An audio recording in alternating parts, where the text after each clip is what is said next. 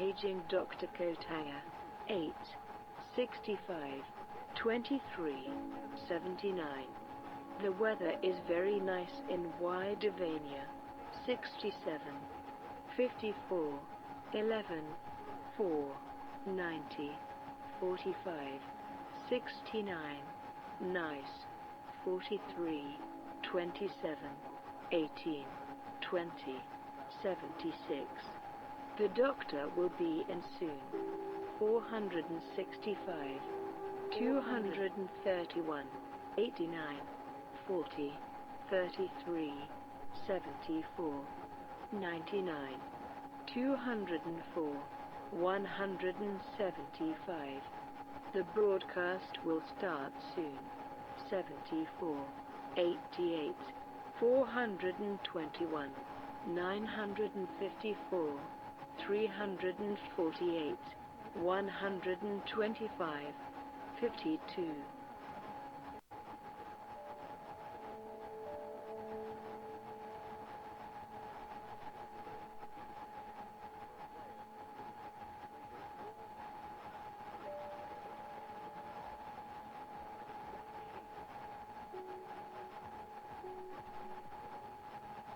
Paging Dr. Kotanga.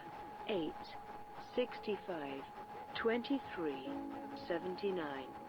The weather is very nice in Ydavania.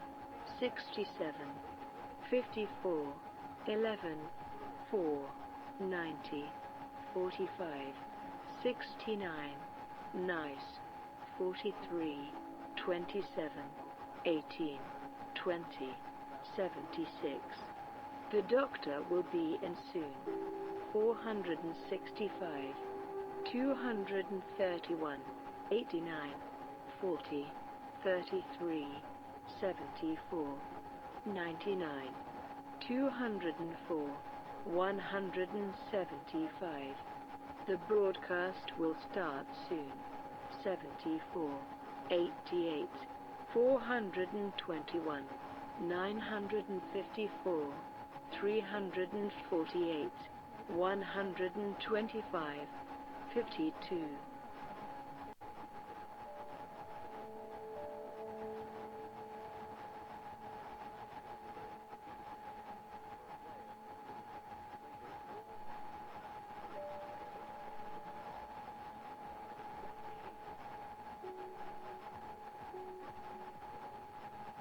Paging Dr. Kotanga.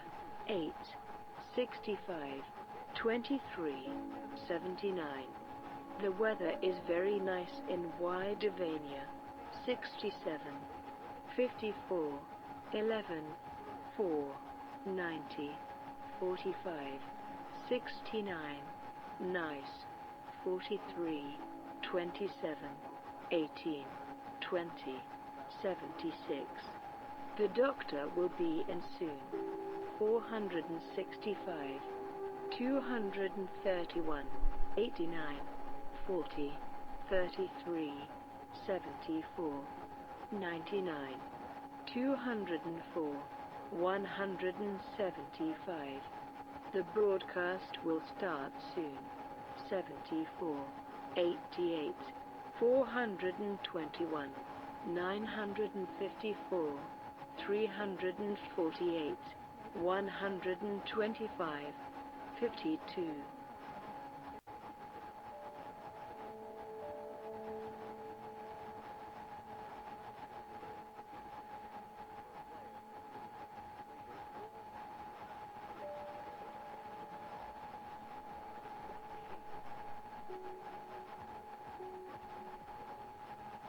Paging Dr. Kotanga. 8, 65, 23, 79. Oops, wrong one. There we go. Yeah, I've been really fucking busy. Oh yeah, I haven't played that in a long time. I'm not going back to that. I'm too old for MMOs. I don't have time anymore.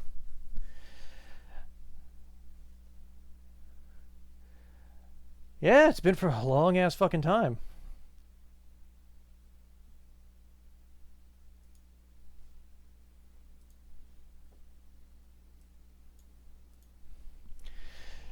let's just say I've been really busy. So you can notice something in the top corner there. One, the Ender has been retired because the Ender is a piece of shit, and we upgraded. So let me just adjust this quickly.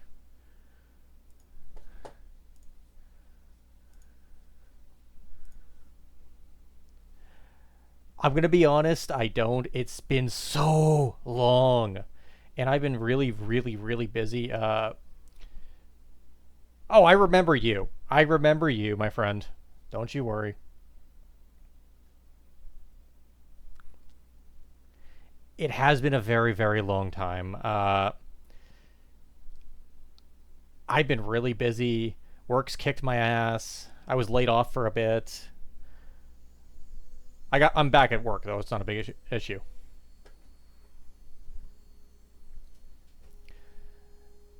Perska sadly passed away. That's a sad thing that happened, unfortunately.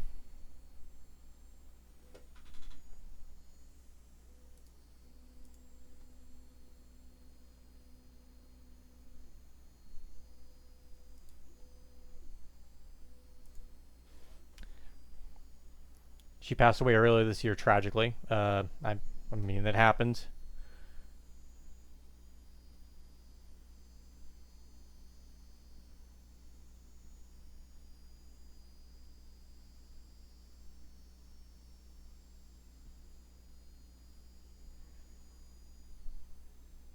Silence server? That Gooner nightmare?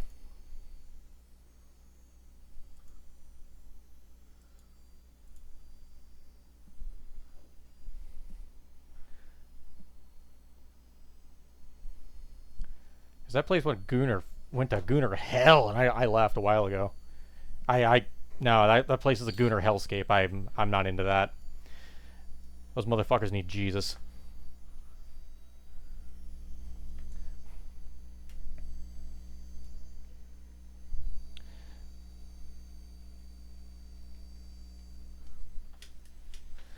So yeah, as you can see, the Bamboo is new, and that's an actual camera capture from the Bamboo.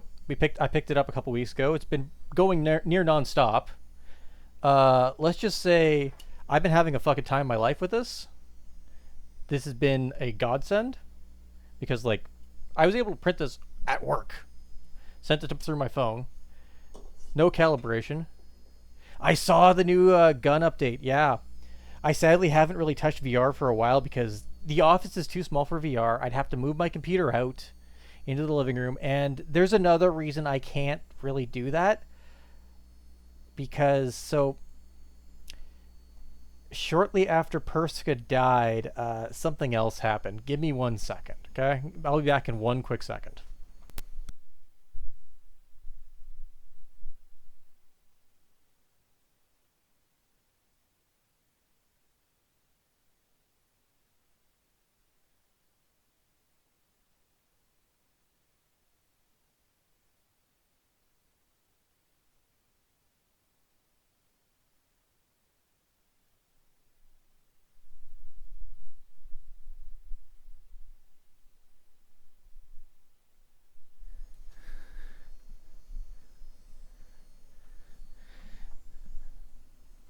Hi.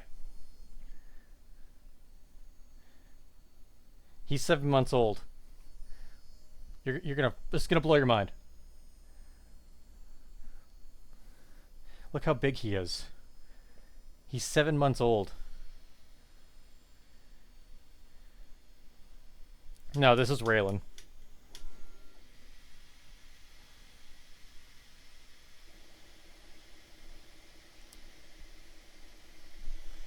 And he isn't the only reason. Back in a second again.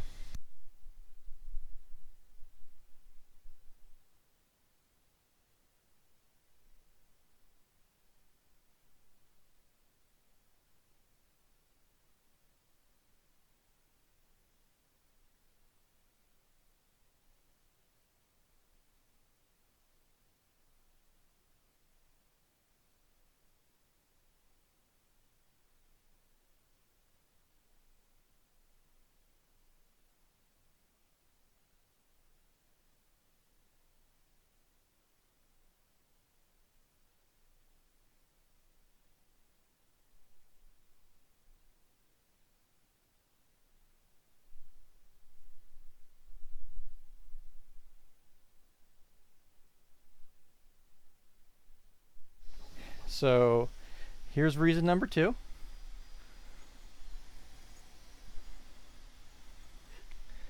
And reason number 3. Yeah. So we got here Leva and Lena. Lena has the white on her face. Leva has no white on her face. Yeah. One sec. I gotta let my wife out of the office. It's okay. I'll fix it. Just pop on through. I gotta fix the gate. 1 second.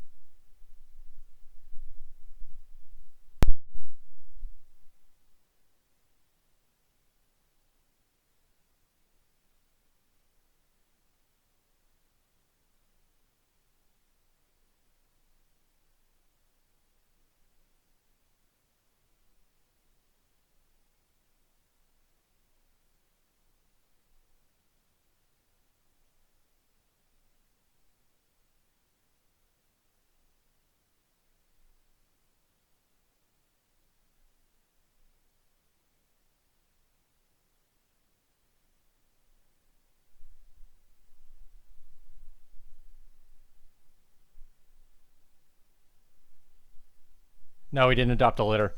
So that was Lena and Leva and Raylan. So what ended up happening is after Perkis's death, my wife found a place that had some ragdoll litters that they were posting about. And Persica was a ragdoll Himalayan. She was gorgeous. You can actually see her on my some of the emotes in the server and the channel and the sub tag. Like, all 3 of those are Persica. She was a absolute angel.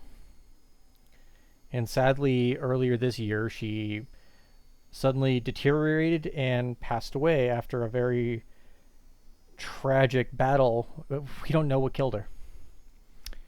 We spent about 10 grand trying to save her, and unfortunately it didn't work out. Mercifully, we had some amazing friends and family members who helped chip in to cover that bill, because that bill would have destroyed us. It would have been incredibly hard to deal with. And so we also have Helia still. That fat bean is still here. And we are like, she needs company. So my wife shows me these beautiful rag dolls. And she showed me Lena and Leva, saying that they were up for adoption. And in a complete moment of weakness, I'm like, get them. Just get them. So we did. And my wife was talking with the breeder, and she offered to let us meet some of the rag dolls she had, because she understood that we were hurting pretty bad after losing our girl. So we ended up that's not, I'm not recording. There we go, fix that. So we ended up meeting Raylan, and I had to go make a phone call. I come back, they're already talking about adopting him. I had no say in the matter. Raylan was coming home. So Raylan is 7 months old. The girls are 5 months old, and God, they've made things a lot better in this house, because losing Persica made this place seem a lot quiet, and it was just uncomfortable and unpleasant. We missed her terribly. So having the girls and the retard, it helps a lot. It helps a lot. Anyways, yeah, that's the big one that changed everything. The tragic loss of them.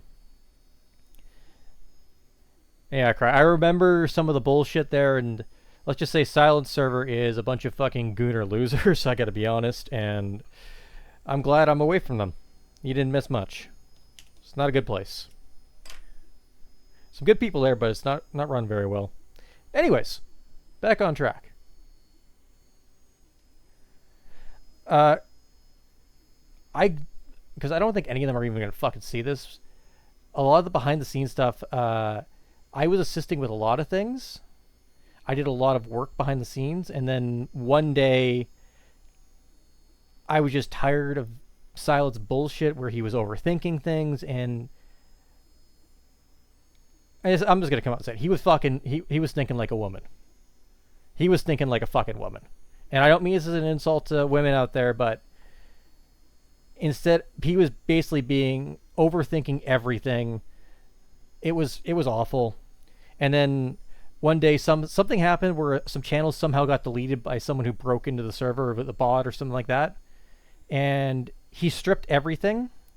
This is shortly after I was like, "Hey dude, you're over fucking thinking this. Stop, please." He stripped all my role. He basically nuked almost all the roles, which meant that the role I was using didn't even ask me for help, even though I was like, okay, what the hell's going on? And then proceeded to basically just turn the place into an even deeper Gooner hellscape. So don't worry, dude, you didn't miss shit. Anyways, back on track, because I'm glad I'm not there anymore. The place was not healthy. It was not a good place. It was not a good place.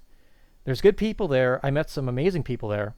By the way, I still have the PlanetSide dog tags you helped me get. Where you did that application for the PlanetSide dog tag stuff. I remember that. And I still have them on my wall. Anyways, yeah. So we're doing a Franken-mech today. In the campaign I'm running, one of my guys, yeah, they're on my... Dude, hold on. Fucking dude, hold on. I have a pin on my wall, and I have 4 sets of dog tags on it. One from a Airsoft event I did.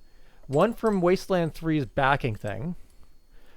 A little clip-on tag thing from my grandmother. And... Oop. That fell. I got that still. Dude, you think I'd forget?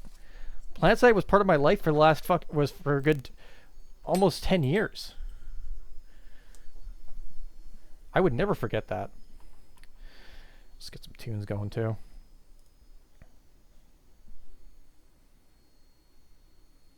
I know. Don't worry. So, anyways, my campaign, one of my guys, he got his hunchback popped in a very brutal firefight. Like, I mean, horrifically brutal firefight. So, he's been given a replacement mech by the task force because... Alright. Oh my god.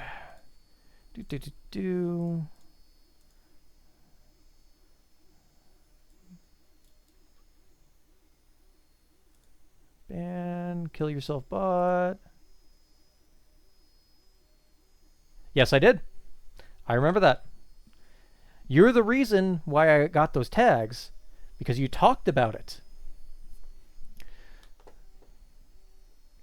And I distinctly remember you got your hands on the NSO design. I chose not to be greedy and try and get an NSO. I just went TR. Let's find some good tunes for this shit.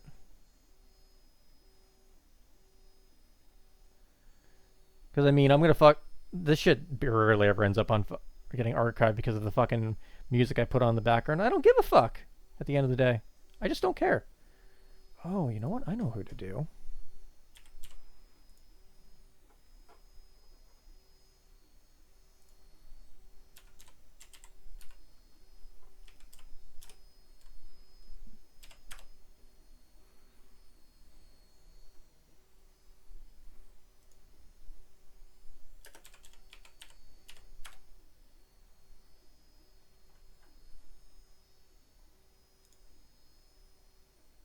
Sorry, this is going to take a second. There we go.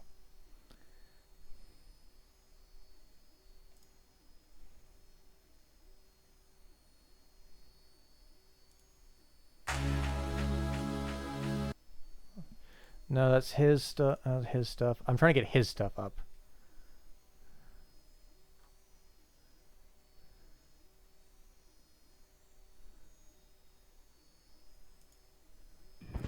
Incoming from mastering sample. There we go. I'll change it up later after. It'll be good for like 18 minutes.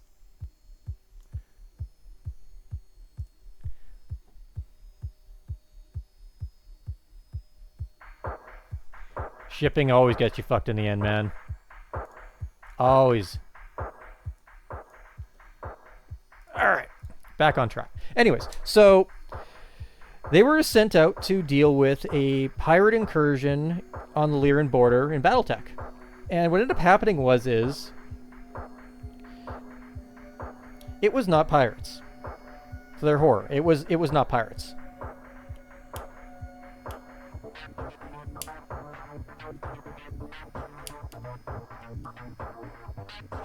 And what ended up happening is they've been fighting for their life for months now. They've been in the shit. They have been in the shit.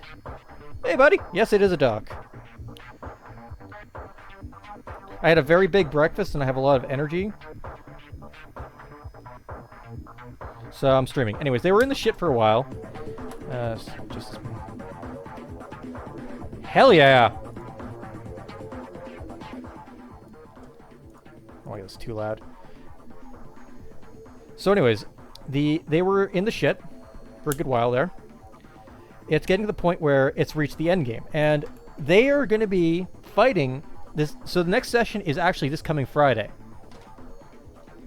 Let me show you what they're fighting. They're fighting this.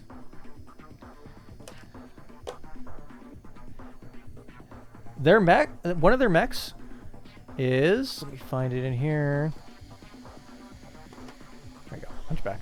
Rifleman. That big, by comparison.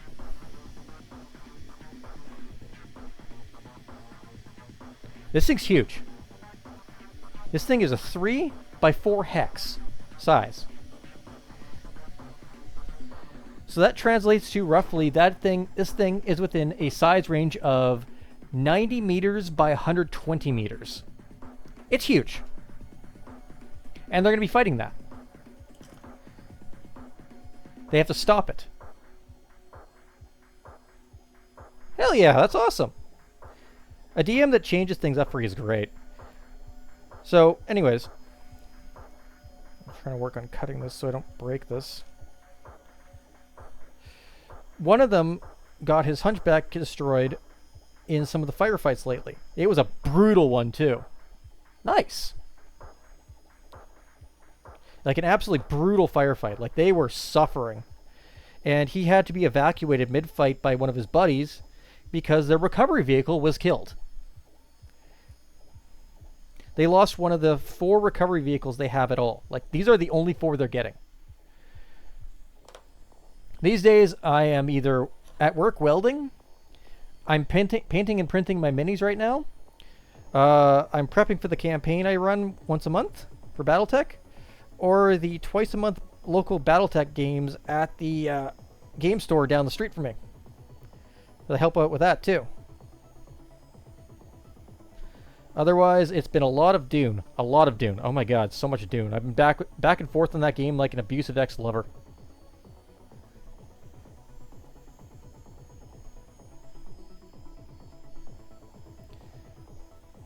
And so the Hunchback guy lost his mech, and the trade was, well, that went flying. He has to get a new mech from the task force. Oh, that's fucking awesome, dude! Hell yeah!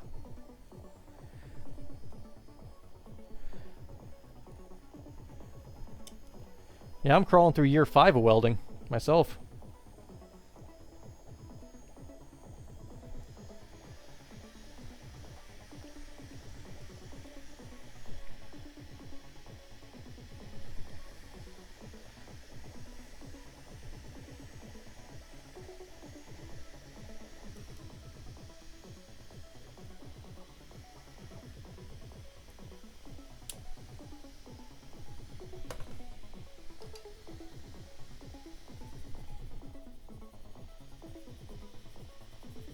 That's awesome, dude. I'm proud of you.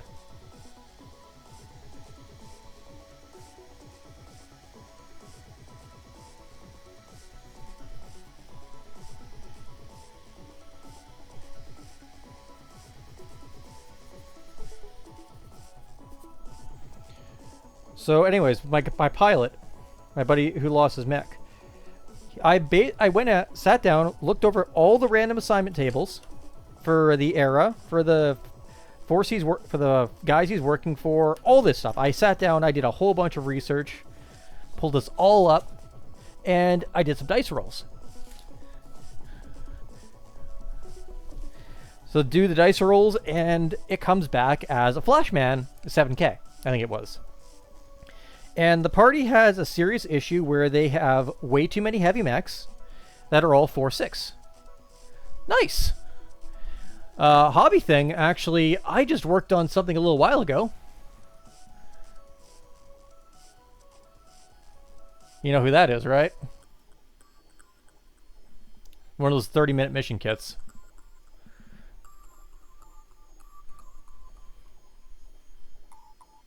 It's just a 30-minute mission kit. It's nothing amazing. But it was a little fun thing to do. It's like $50 from a local store. Now, it's nothing like... Hold on, I'll show you the real monster that's been haunting my closet.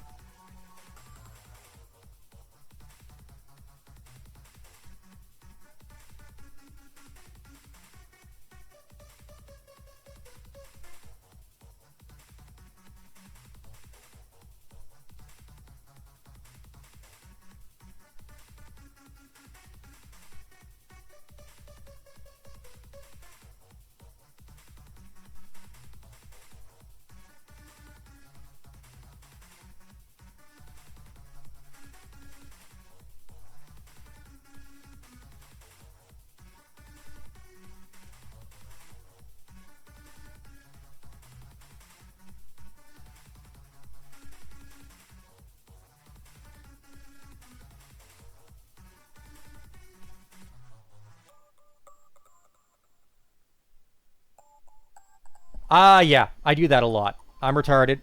I'm retarded. I'm retarded. So, it's a classic, man. It's a classic.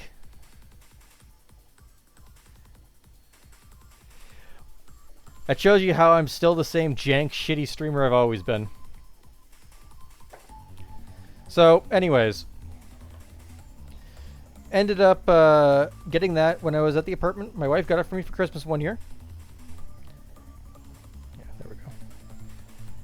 And exactly, my wife got it for me for Christmas one year, and it's been sitting in my closet, well, in the office now, for a while because I'm terrified to build that one. I'm terrified.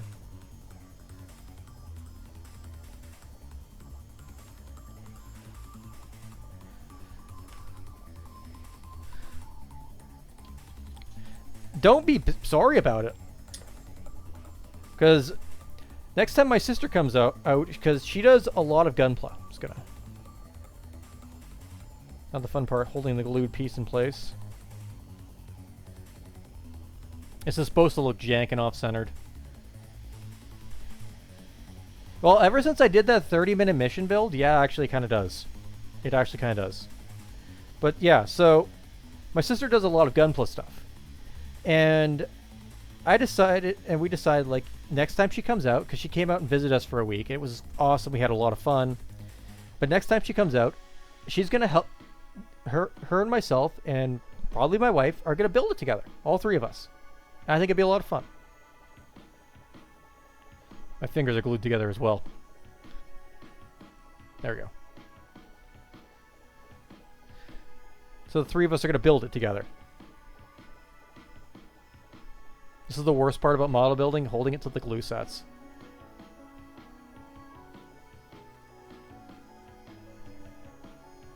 Yes, you just got voluntold.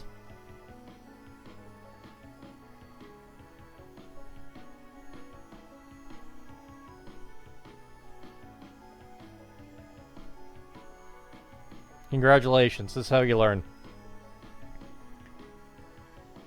And anyways, so she came out. We had a lot of fun, good time, really great time.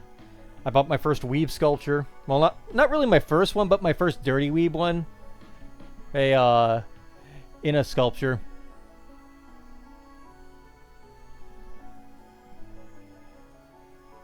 Yeah, the figure.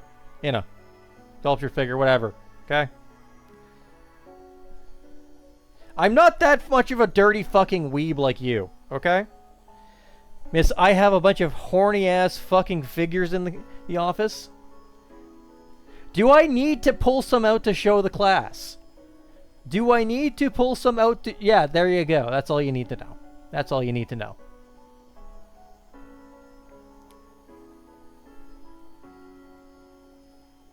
That's all you need to know. You said enough to sit?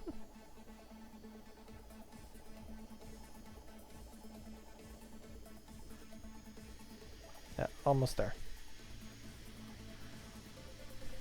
I haven't touched Skyrim in like fucking 7 years, I'm gonna be honest with you. It doesn't have its luster anymore. I'm just gonna hold this temporarily. So I can make sure this sets properly.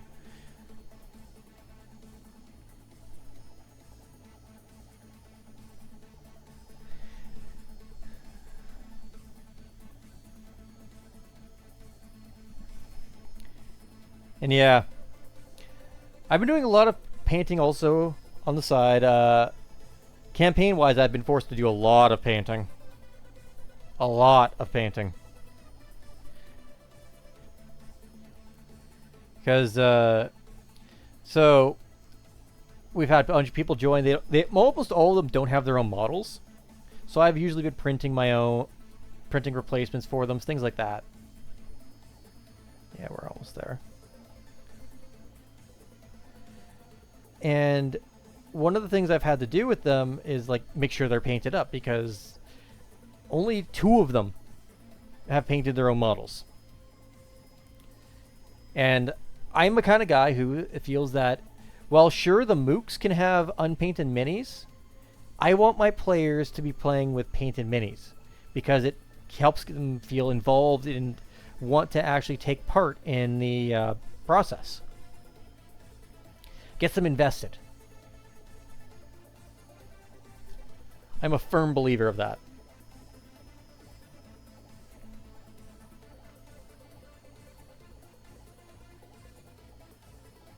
Okay, you're good now. He's gonna have to sit for a minute. Let's put some of this shit back away, because end of the day, I do prefer to have these units put away.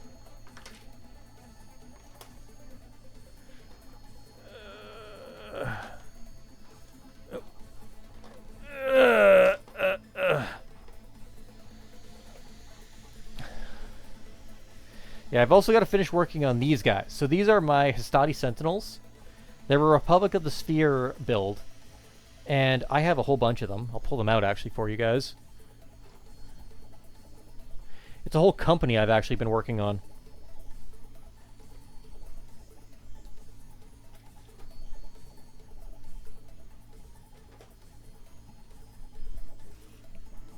Nope. Don't follow you, son of a bitch. Motherfucker.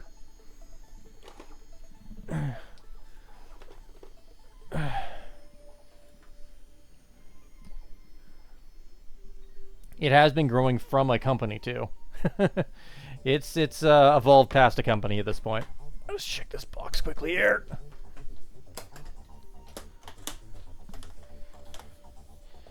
Did I leave any in here? Nope, these are all my infantry and my mercenaries.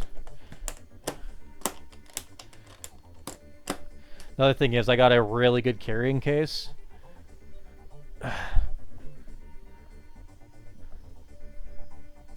And it helps a fucking lot.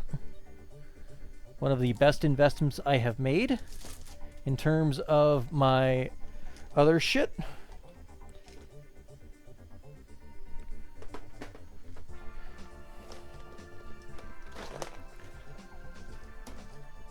That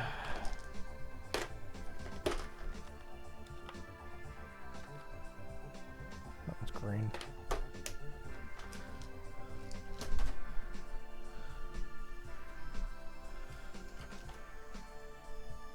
This one needs to be, these guys need to be done in the back here. This guy right here, I'm not taking him off the stand, and this one right here. Move that over. Where did I put those assholes? A couple little hovercraft too. And then finally, the cream of it all, a Ares tripod. So all these guys, 1, 2, 3, 4, 5, 6, 7, 8, 9, 10, 11, 12. And this guy here, all 14 of them are part of a Republic of the Sphere unit. Because I either do mercenary units or I do Republic of the Sphere.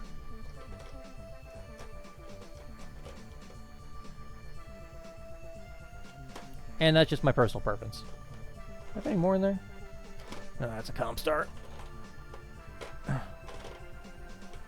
Oh! Yeah, no, I put him away. So, as a result, I have all these guys. Fun time! And I need to finish them all still. I need to desperately finish them all still. Oh god, do I need to finish them. I actually had to print this one out specifically because I was using a list that required 2 fire moths, and I only had 1, so I had to print one out. And this, what we're working on right now, this is a Flashman, a normal official Flashman model. And we are building a Franken Flashman, as you can see by the gun on this one, me cutting the arm off to put this weird gun on. Because this gun is from a rifleman. And this gun is from a Warhammer.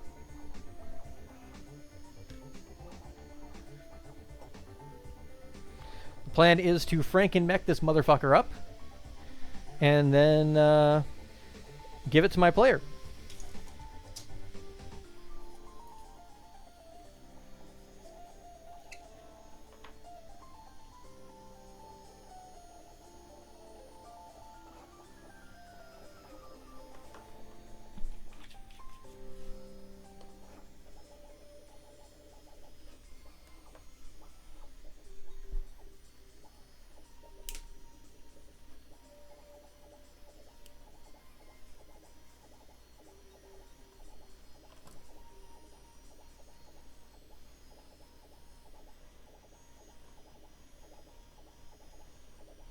And if you do not know what a Franken mech is, that is a mech that is a combination of other mechs.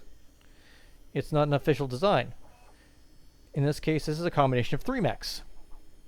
There is an official Franken mech model, actually, for 1 mech. And it's a combination of an archer, a... what else was it? I forget what the fuck it was, but it's a custom Franken mech for Swords of Regulars. And as a result, it has a special card and everything. It's a canon Franken-mech. It's kind of fucking neat. Oh yeah, I almost forgot. There's another one. Timberwolf. That's part of my Republic unit. Forgot him. He's sitting over at the other side of my desk. I've also got to finish painting up my Jade Falcons. I have a Jade Falcon star I need to finish painting. I've already done the elementals, but I've basically got to paint these guys up. They've all got their base coat of green.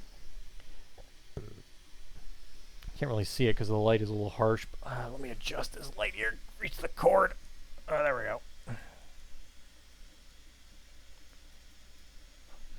I clicking the right one? There we go. Reach the harshest on that light. You can see it as the green there. I got to put a bone color on there. Put some grays in, and there we go. Did Mothman's shit finish already? Yeah, it totally did.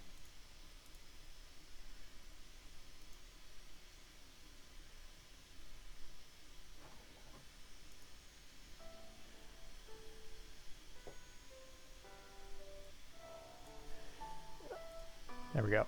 So the guy who's playing in the background, he actually does the music for the Citadel and the hell's the other one? Beyond Citadel. Yeah, that was it. Both phenomenal games. Absolutely phenomenal. Love them dearly. Really good shooters. Really, really schizophrenic lore, too.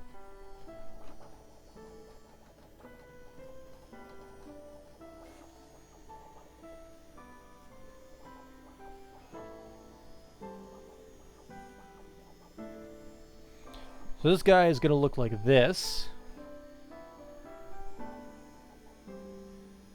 Might have it off-center too, to go with the whole, it's a fucking weird-ass mech. Where's my pin vise?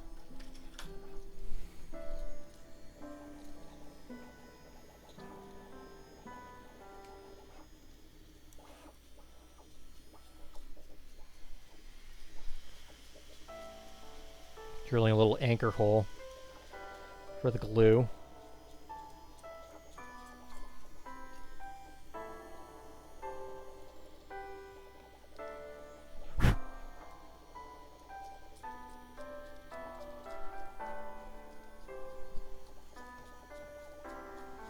So I have no idea if I'm going to keep streaming it on any schedule. I got to be completely honest with you. Today's a fluke. Today's a total fluke. I felt like streaming because at the end of the day, I had to do this I had to build this anyways, and I was like, you know what? I should just stream it. I wanted to stream yesterday, but I laid down on the couch and I nearly passed out. Like, I was just done. I had nothing left in the tank.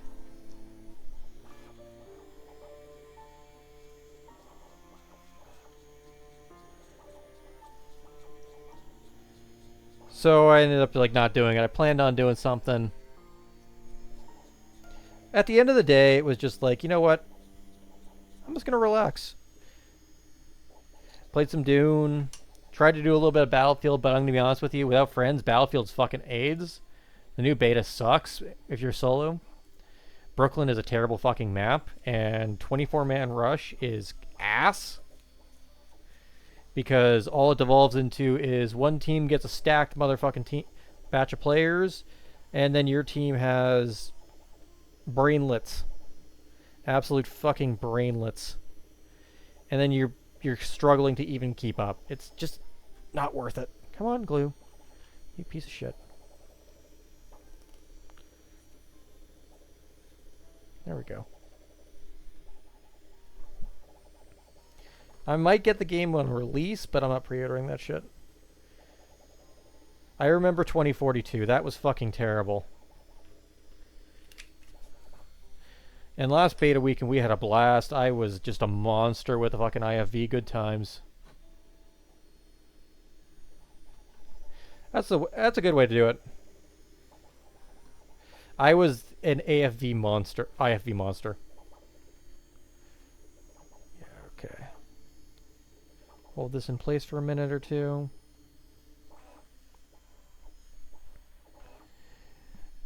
I remember doing Cairo. I was running the IFV, and I had 3 other buddies who were on foot, and it was like they would mark targets, and I would just shell the targets. In our fucking defense run, I locked down an entire corridor, killed like 40 to 50 guys.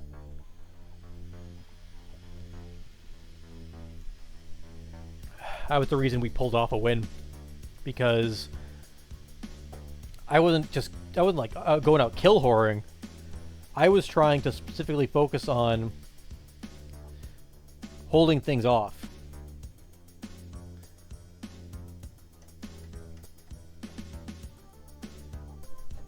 Just gotta wait a minute here.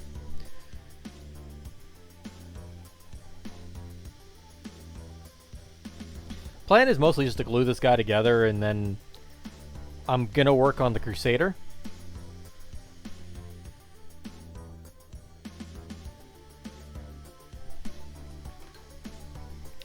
To be fair, though, you gotta remember, you can paddle everybody. Just the guys in blue get back up. The other guy doesn't.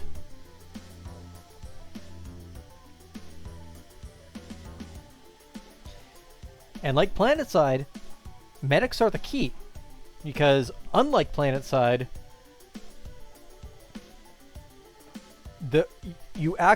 people who just release immediately, fuck your team.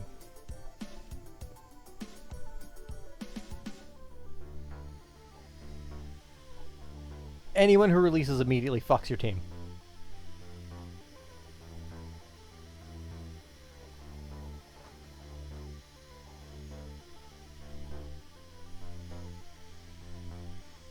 That part in my spare parts bin, since I don't need that one, since I hacked off his arm. Oh yeah, he's looking fucking weird now.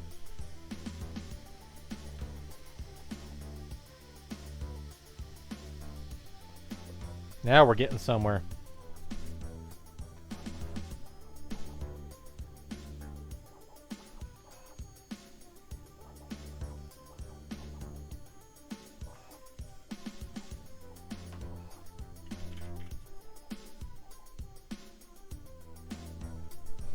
I mean, I enjoyed it a lot. I do have good feelings about the beta, but the problem is that if I don't have friends playing, I'm not playing. End of story.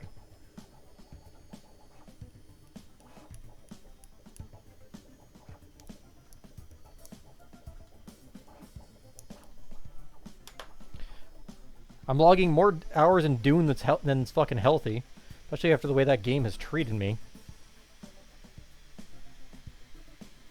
There's my toothpick.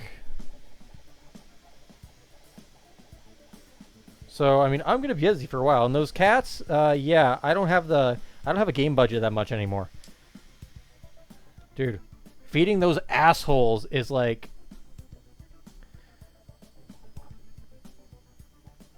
$30 every 2 weeks just for the kittens. Because they're getting good kitten food right now. And they get a can of wet food every night, and they get oh, I fucking know. That's the other thing. If it's too damn expensive, I'm not buying it. I have limited income. I've got to pay for my car. I've got to pay for all these bills. I got to buy groceries. My rent is not cheap. We're trying to save up to buy a house. I have bills because we tanked Persica's hospital bills. Even though we've got like 60% of them covered, that's still $4 fucking grand that we had to absorb. I just got laid off for like 4 weeks, and I had all my vacation used up on me. It fucking sucks. I mean, I'm happy I've gotten like almost 400 or 500 hours out of Dune, even though the game just basically likes to abuse me. But then again, I'm fucking weird, and I like to play games that are abusive to me. I played PlanetSide for fucking 11 years.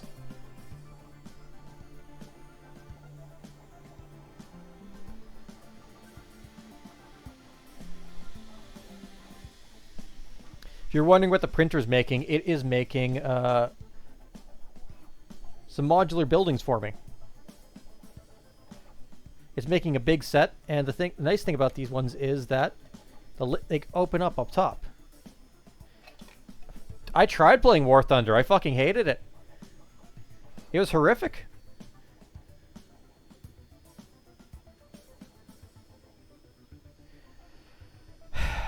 I want to enjoy PlanetSide 2. The problem is that the devs are doing weird shit to it. Rel did a bad number on it, but the problem is without Rel, we would not have PlanetSide 2 right now. It's like a fucking catch-22. Rel hurt the game badly.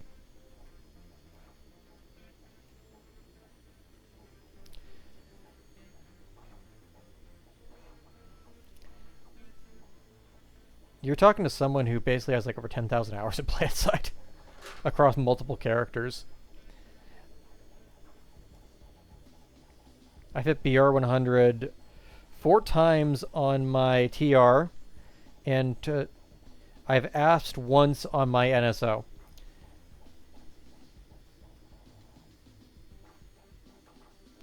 I even played in Outfit Wars. The problem is that it's not that I hate this fucking game, it's that I know what this game is capable of, and I hate what it's become. Because with PlanetSide 2, oh my fucking god. So anyone who played PlanetSide 2 in the old days, seeing your fucking just some dumb nameless grunt fighting in a multi-pronged war against several hundred other people.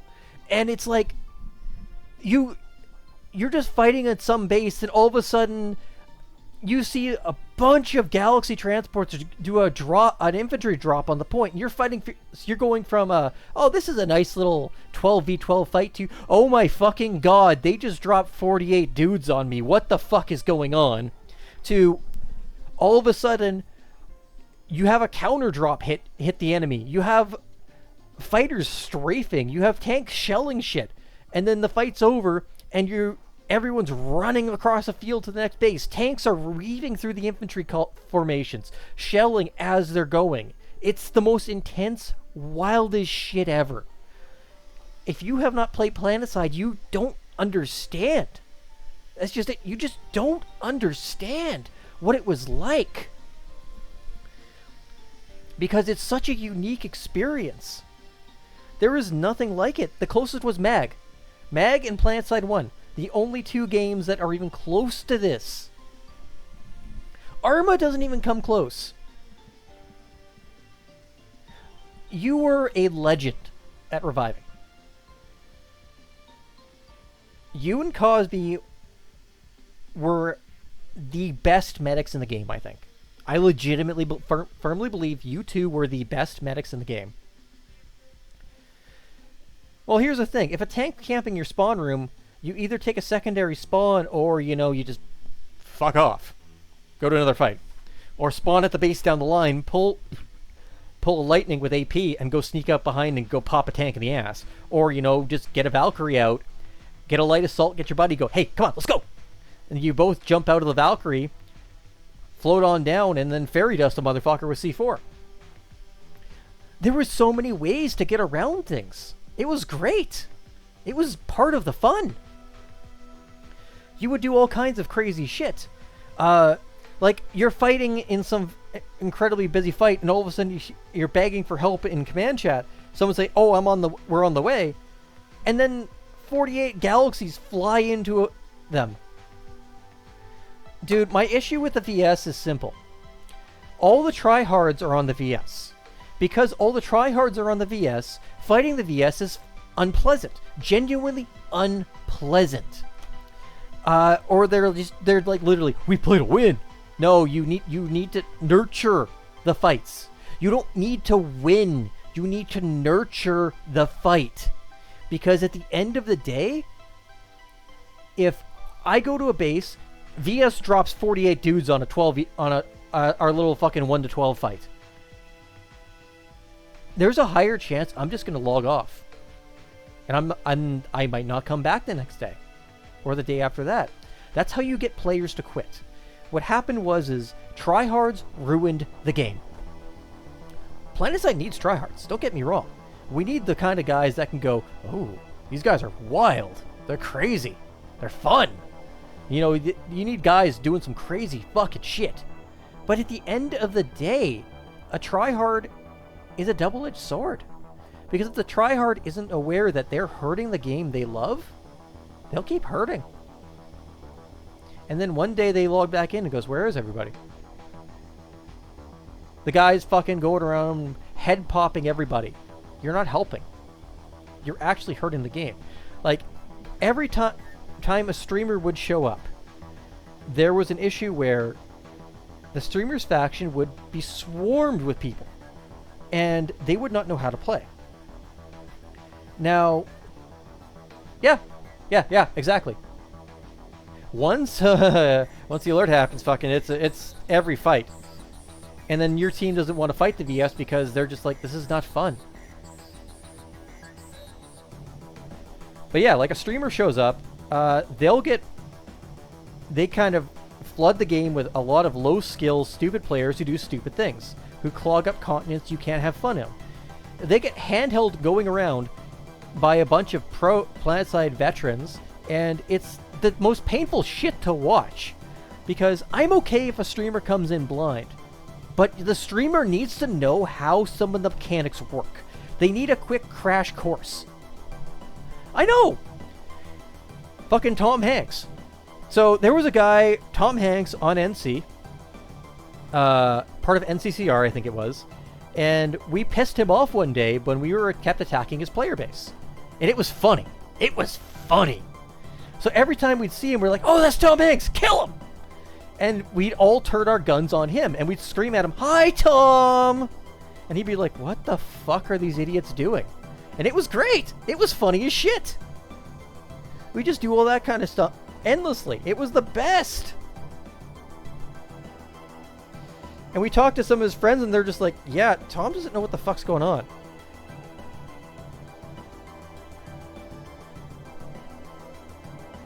And they found it hilarious. They found it legitimately hilarious that we kept harassing them. Take a picture of this to drop in the server.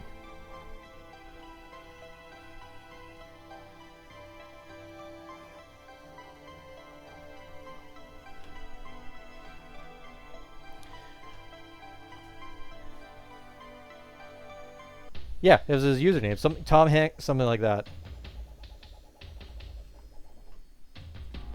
Just do that because I need to post that before I prime that fucker up eventually this week.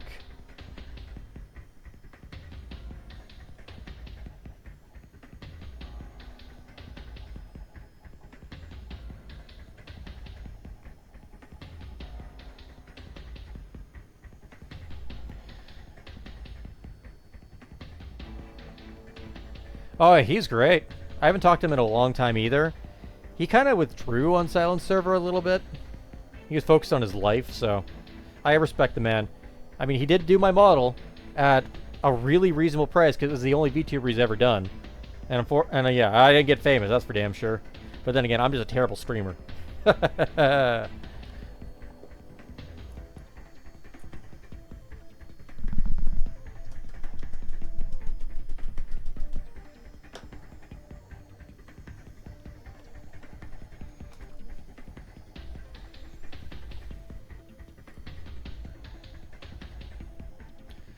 I think the only 300 followers over 10 years.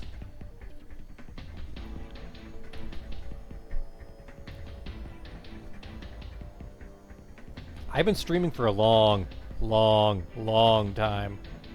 I mean long time.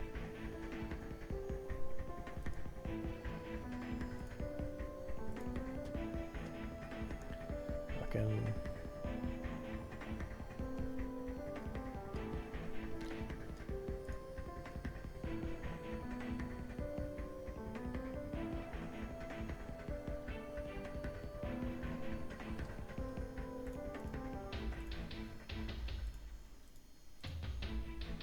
Yeah, I've been doing this shit for over 10 years. I'm small. I'm a shitty little streamer, but I don't give a fuck. I'm not like, oh, I need to get famous. No, I don't give a fuck, dude. End of the day, I'm happy where I am. I'm not hurting to become some massive giga streamer who's on everyone's lips and then I get no privacy in life. This is a hobby. This is a hobby that occasionally buys me beer. And that's the way I look at it. Because a hobby that occasionally gets me beer is a pretty damn good hobby.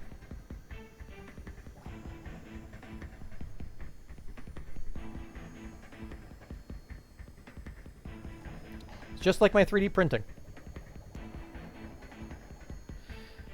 Because I do movement dice prints. I love my privacy too much. I almost, okay, so Sox VTubing, they had a whole open application, and I was this close to applying. But then I realized, I was talking with Kane about it, and it's like, I wouldn't thrive in a corpo environment. I'd suffer. I'm not the kind of material for corporate environments because, one, I won't filter myself. If my coworkers are doing something really stupid, I'll call them out on it. Yeah, that's just it, man. Like, at the end of the day, I want my private life where I can casually drop some really stupid shit and not care.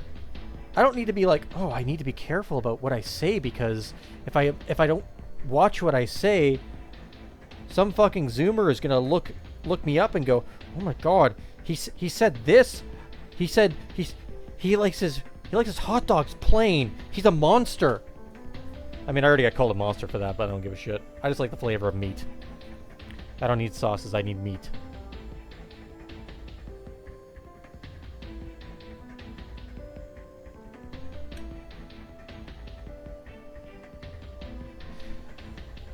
At the end of the day, I'm quite happy to be well received in the local Battletech community.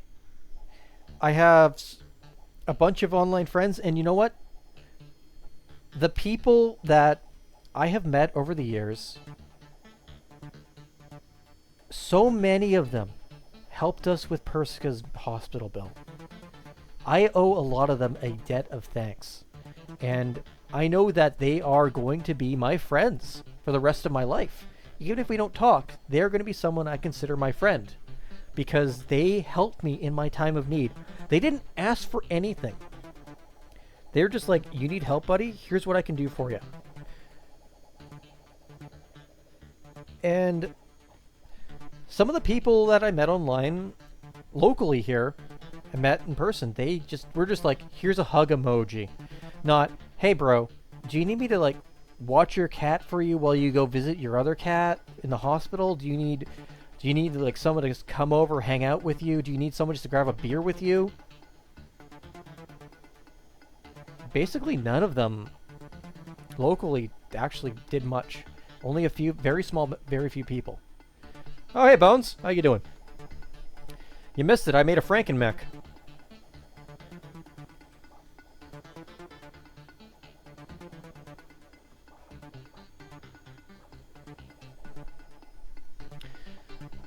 Where is this fucker? Right here. You like this fucking weird ass looking Flash Man?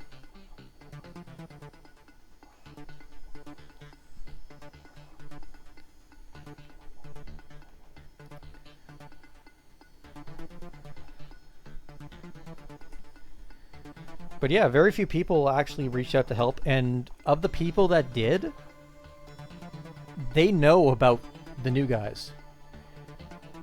That's a Flashman with a rifleman arm and a Warhammer arm.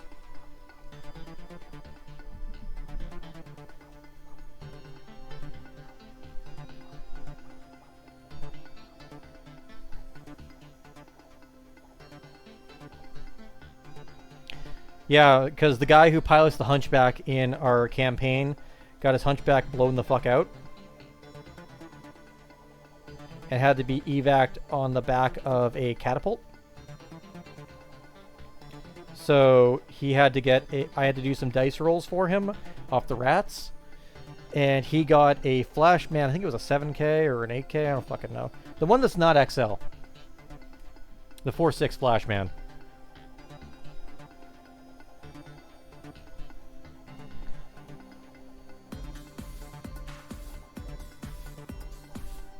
And so he got that, and then when the party was like, dude, we need something faster. Because almost all of them are 4.6 except for the Queen Crab. Because somehow they all end up in heavy mechs.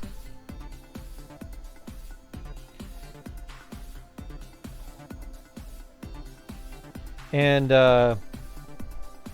what I ended up... So I created a Franken Flashman for him based off the XL variant of the Flashman.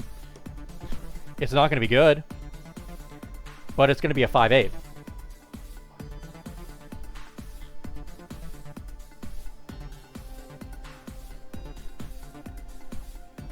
And I don't know if you saw it, Bones, yet. Next game, they're fighting this.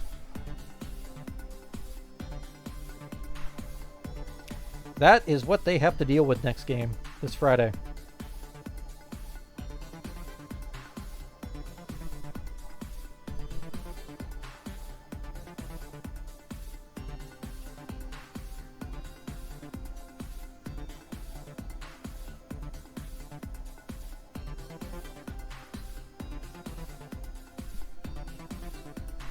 Yep, 3x4 hex. It is a yeah, I've decided that in the alt timeline that I'm starting to slowly build up with this campaign, yeah, land ships are back. And they're back with a fucking vengeance.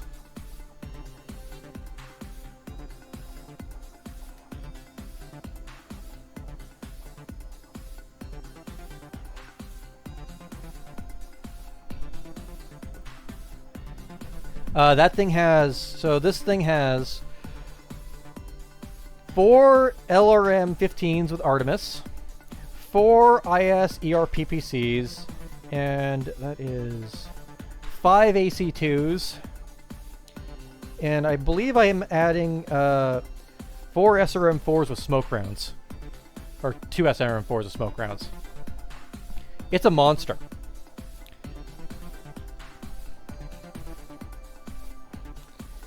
And that is coming for their staging area. They have to fight that thing off.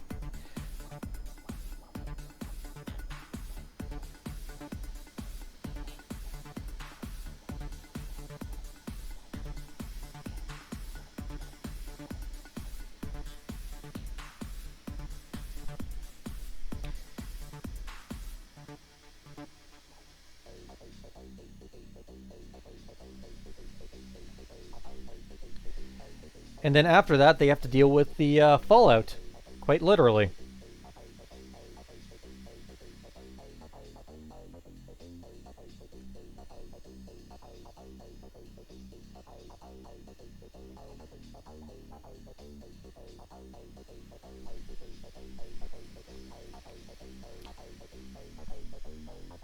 Yeah, they're getting nuked. I have the nuke sitting over in the corner.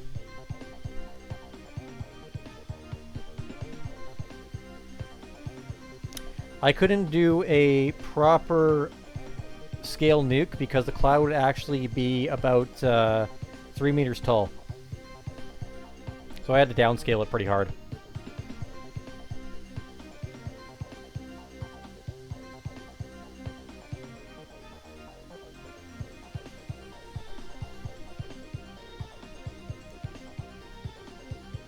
Yeah, this is all so this is all taking place in the periphery, along the Jade Falcon invasion corridor, well, just on the edge of it. This is also taking place at, let me get the exact date for you, Bones. I think you'll piece together the timeline.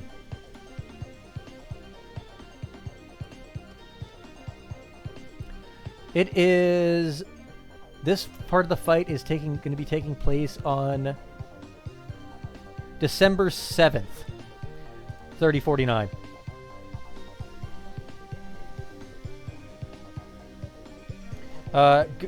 Do me a favor and check the position of Operation Revival at about December 3047. Or 3049, I mean. Not 47. I don't know why I said 7. I'll do it for you. If you don't have time.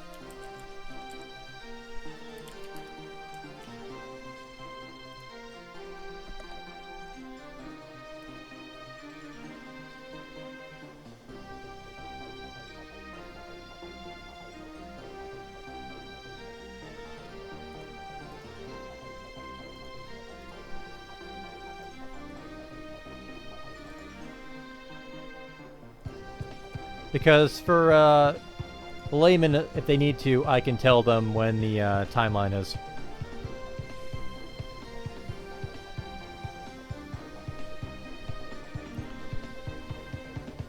So yeah, December 7th, 3049.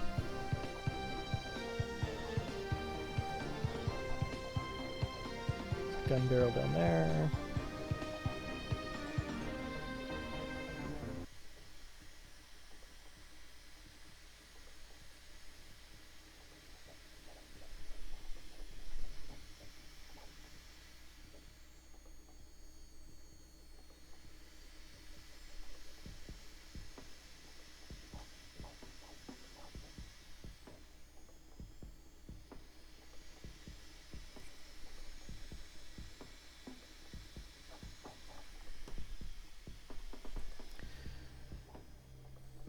And as the mission brief went, originally... hold on, let me find the original date they deployed and how long they've been on this fight. Do.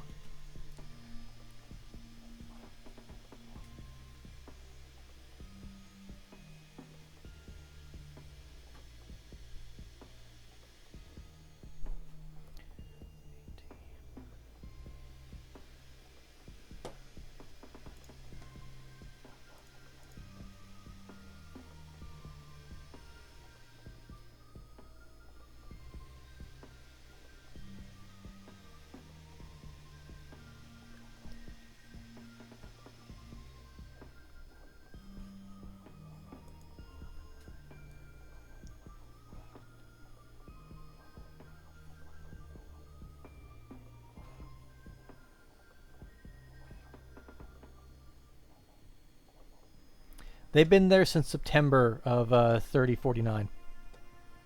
Early September.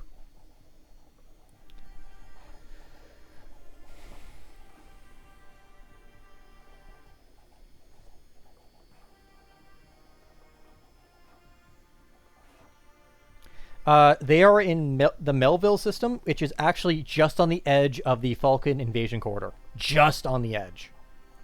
So if you take a look at the invasion corridor map of 3049, you'll notice that the Melville system is just off of the invasion corridor there.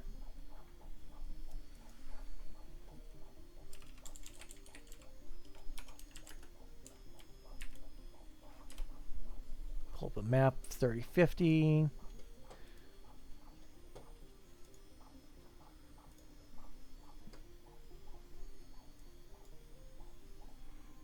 No, that's not the one I want.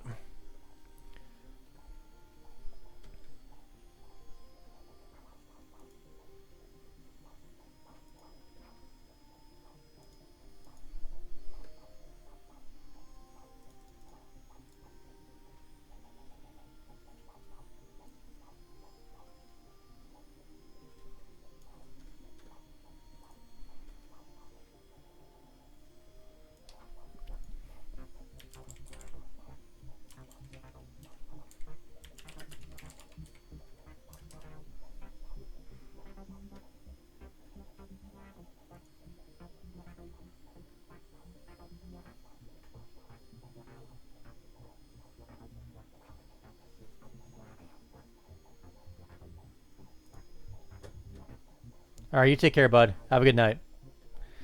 But yeah, if you take a look at that map, Melville is an old RimWorld system.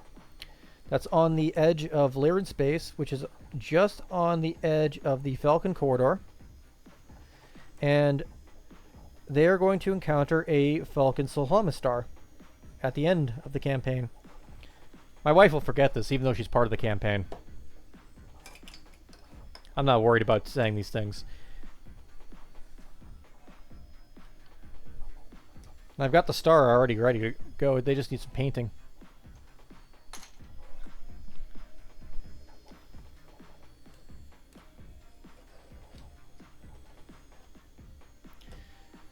So they'll be enduring a good old-fashioned Jenner 2C. You can't go wrong. It's a classic. A Rifleman 2C. Everyone's favorite little overheat machine. Who wants some UAC 2s? And this one is quite clearly the Star Leader. This is a very special one I printed out for this. This base is way fucking bigger than it needs to be, but it looks so fucking cool. As soon as I saw it, I had to get it. Well, the reason that Anova is there is because of... Where did I put them? Give me a second, I gotta fucking put that in there temporarily to clean that brush while I fucking do this. Close this. My players aren't, like, periphery fucking nobodies either. They are skilled mercenaries. Is it right there? Did I move them? The hard part about having so much Battletech shit on my desk is the clutter is real. And then shit goes missing randomly and it's kind of fucking annoying.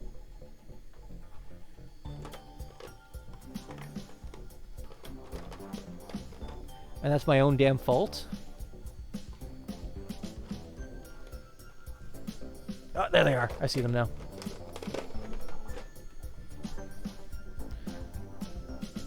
Elementals, my friend.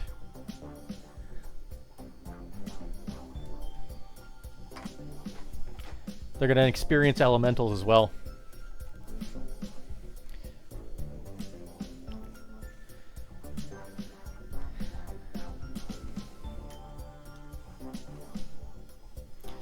So yeah, my players aren't second line periphery nobodies. They're all at least 3/4s in piloting.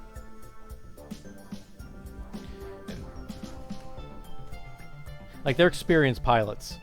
And they're running decent mechs too. Like, hold on. Actually, I'll pull up their piloting skill.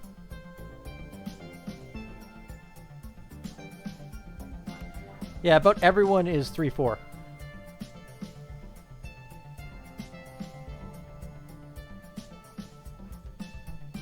So, like, these are experienced pilots, and they're running decent rigs. Like, one's running a Catapult C3. We got our Franken Flashman now.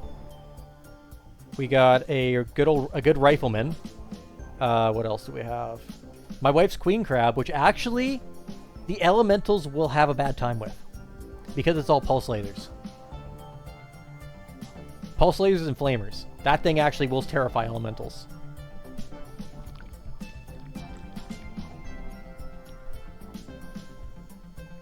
So, they have some defense.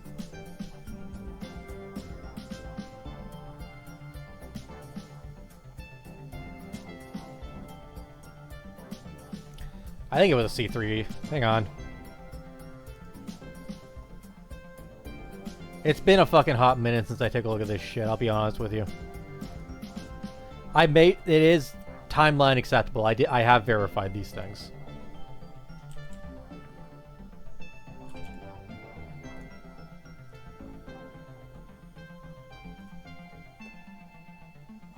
And if it's I fuzz the numbers a little bit sometimes, because you know what?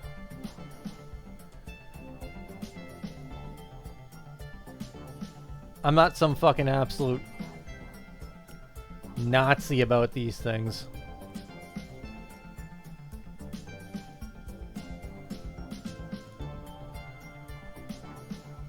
K3, not C3. I don't look at my... Listen, I don't use catapults very often.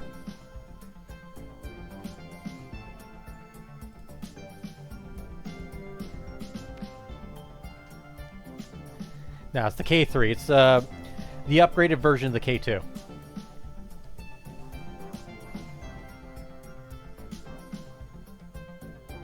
Yep, the ERPPC one. Ah, fuck!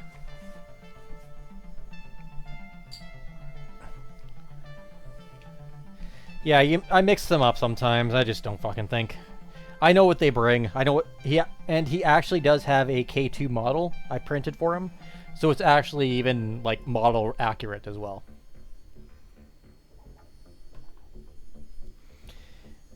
And we also have a Black Knight too, and he's trading his Black Knight in for an with the task force, because the team has been basically like 4/6, with the exception of the Queen Crab. And if the Queen Crab's not there, they have a bad day. The Queen Crab wasn't there when the Hunchback got fucking killed. They fought a Queen Crab instead. Because, spoiler, it's fucking Comstar again. It's always fucking Comstar. The Space Wizards always are up to some bullshit.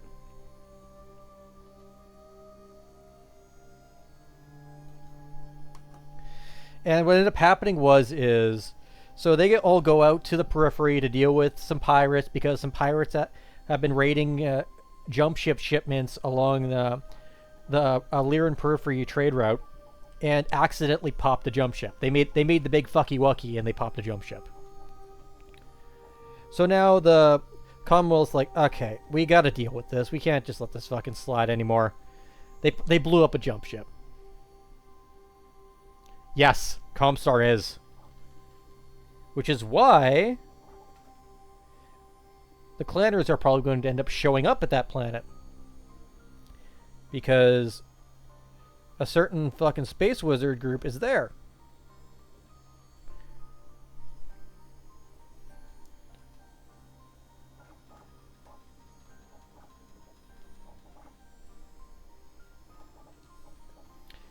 And anyways, so initially, if you were, I don't know if you remember me telling you about some of this, but I posted in the server with your friends too. That basically what ended up happening is they go for the initial landing operation. In the landing operation, the task force deploys, I think it was 3 Leopards, 4 Unions, and 1. What's the one dropship with the long tom gun? That one. You know which one that is. So the task force has a dropship with a long tom. The Fortress. That's it. A Fortress. So they deploy a Fortress as well, and on top of the other units and all that. They got some second line house units because they're like, oh, it's just a bunch of pirates. Second line guys will take care of the problem. No issue. It won't be a. It won't be something long. It'll be like a 3-month job. We'll go home after this, and everyone gets fucking paid, and nothing bad happens, right? No. They go for the landing. They're like, okay, there's some launch site somewhere where like we should deal with this. We're already committed. Our jump ship has left system. We need to go deal with these air defenses so that way we can land our drop ships. It's fucking Arrow 4 launch silos. They're dealing. The players ended up raiding one of the air defense bases. They weren't the only ones raiding them, but the task force took out 20 Arrow 4 launch sites. They failed to take out a few more. One of the drop ships one of the Unions copped an Arrow 4 and crashed. So already, shit's fucked. Literally off the hop, shit's fucked. The players are then sent out to the crashed Union to help those troops that are basically fighting for their fucking lives at this point. Like, the Union's under attack. They're fighting for their lives. They've actually been breached. There are hostile forces in the Union at this point. And another group of the mercenaries, my guys, I'm not gonna lie, you know what, yes, I did send in my personal mercenary group because fuck it, I don't give a shit. GM gets to have his way with some things. And some of my mercs are there.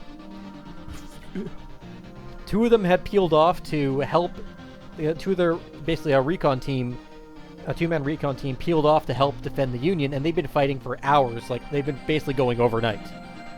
And the players are going in to deal with this shit show and rescue these mercenaries who are basically trying to hold off more enemy forces. This is where they have their first adventure with a Charger. A modified Charger with a supercharger and mask. And 2 SRM-6s loaded with Infernos. And medium pulse lasers.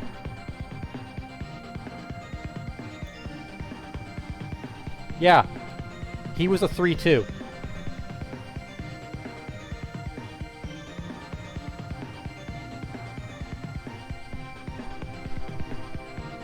Yeah, they met a monster.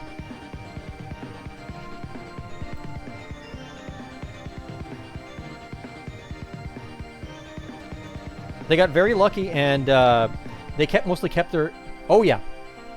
He was there to kill. He had 2 Dragonfly escorts, so another very uncommon off-the-shelf mech. Remember, these are supposed to be periphery pirates.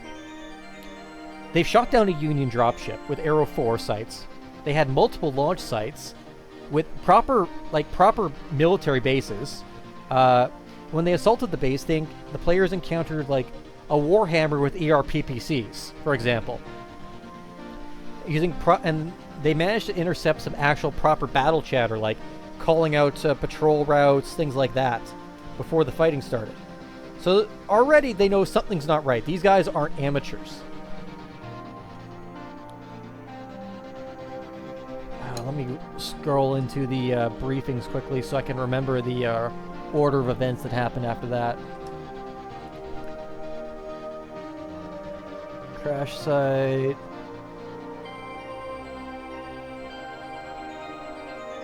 After that, the mercenary commander, who's basically leads the group that they saved his pilots for, they then go to.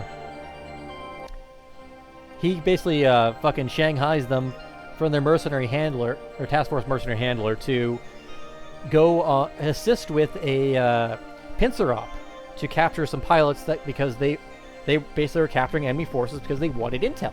They wanted to know why the hell these guys were trying so hard to fucking kill them. And so they end up encountering. I get to field some of my fun custom mercenary units, like my Silver Bullet Marauder. Where is you? It's in here somewhere.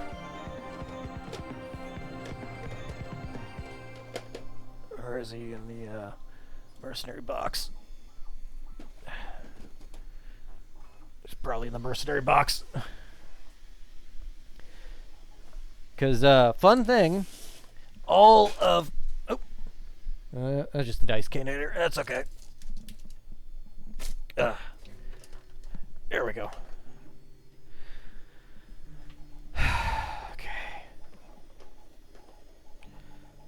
All of my custom-built mercenary units actually have physical models. That's a big thing I'm on. If they do not have physical models, I don't want to field them because that's not nearly as cool. In this case, it's a Marauder with 2 Gauss rifles. So you can see how much fun that is. I actually had to drill the holes, filled the top hole with super glue, and sealed it. One of my favorites. I really worked hard on that one. Then he ends up, they end up helping him. They get to basically, he gets onto the field literally fucking popping off 2 Gauss rifle shots into the guys that the players are stopping. It's really fucking cool. He basically, literally the shots come from off field before he gets on the field. It's awesome. I loved it. Really good intro for him.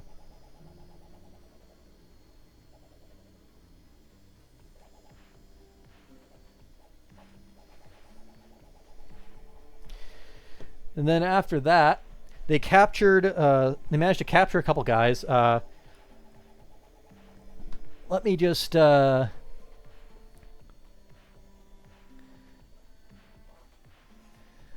a part of the briefing. This is a fun little line here. We managed to learn several details of their air defense network, supply caches, and a new list of priority targets. Unfortunately, the process of collecting information is subject to not survive interrogation. Due to this fact, we are now heavily relying on data cores of the Orion and Riflemen we captured during the engagement. This completely passes over they literally tortured the dudes to death.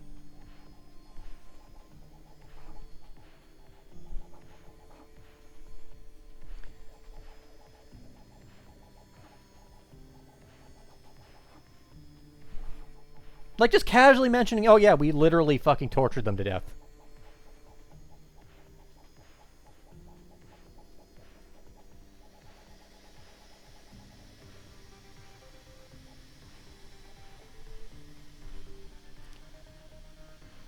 No, at this point, they know they're not pirates. They know there's something seriously afoot, because I forgot to mention, during the Mercury engagement, the crashed Union dropship, the Mercury, a Long Tom and ammo carrier were stolen.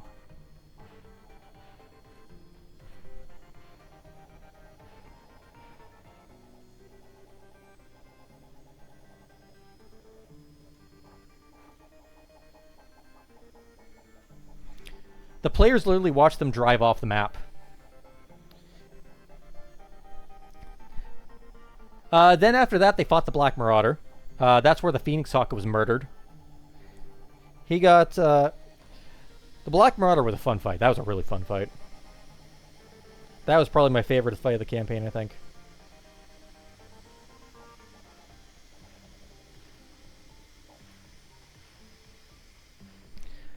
The Phoenix Hawk got face-to-face with the Black Marauder, and the Black Marauder scored a head hit with punch.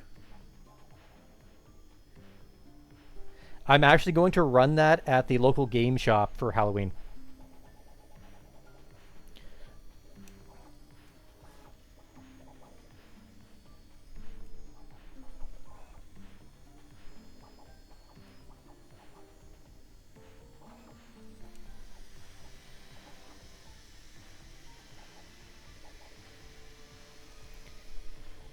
Then after that, they did a city fight, where I think it was a Shrek, had them basically kept out of one of the gates because they were so scared of it, because it would kept point blanking them every time they tried to go in.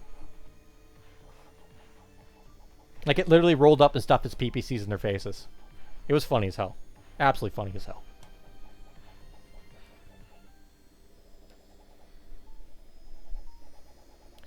After that, they had to escort in a breaching team who was literally shoving fucking, what was it? They were breaching into small apartment buildings in this city that shouldn't be there. And black bagging people, throwing incendiary grenades into the buildings after they were done, kind of thing. It was pretty horrifying.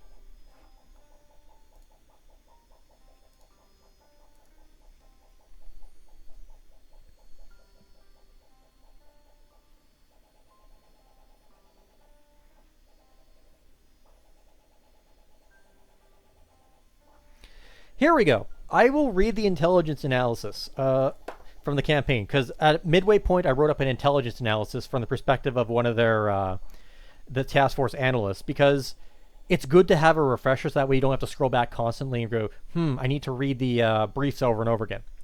Alrighty. Here we go. The Melville system is a backwater, a holdover of the days of the Rimworld Republic. Its subsequent destruction at the hands of General Kerensky's SLDF assault during the American Civil War. At present day, it seems to be a loose collective of low-tech nomads, pirates, and likely rogue mercenary units. The reality is a stark difference. While the nomad population needs to be consistent with prior expectations, the pirate mercenary population is well out of expected predictions. To start with, local air defense network is roughly on par with a planet in the inner sphere. Add to this the extensive modernization of aerospace assets in the form of Shylon fighters and several dropships, you have a very strong force to contest any landing attempt. Current orbital analysis has identified one major settlement, likely based around the ruins of the planetary capital, and several smaller civilian outposts the further south you go. At this time, the command is operating on the assumption that the civilian population is held against their will by the pirate force.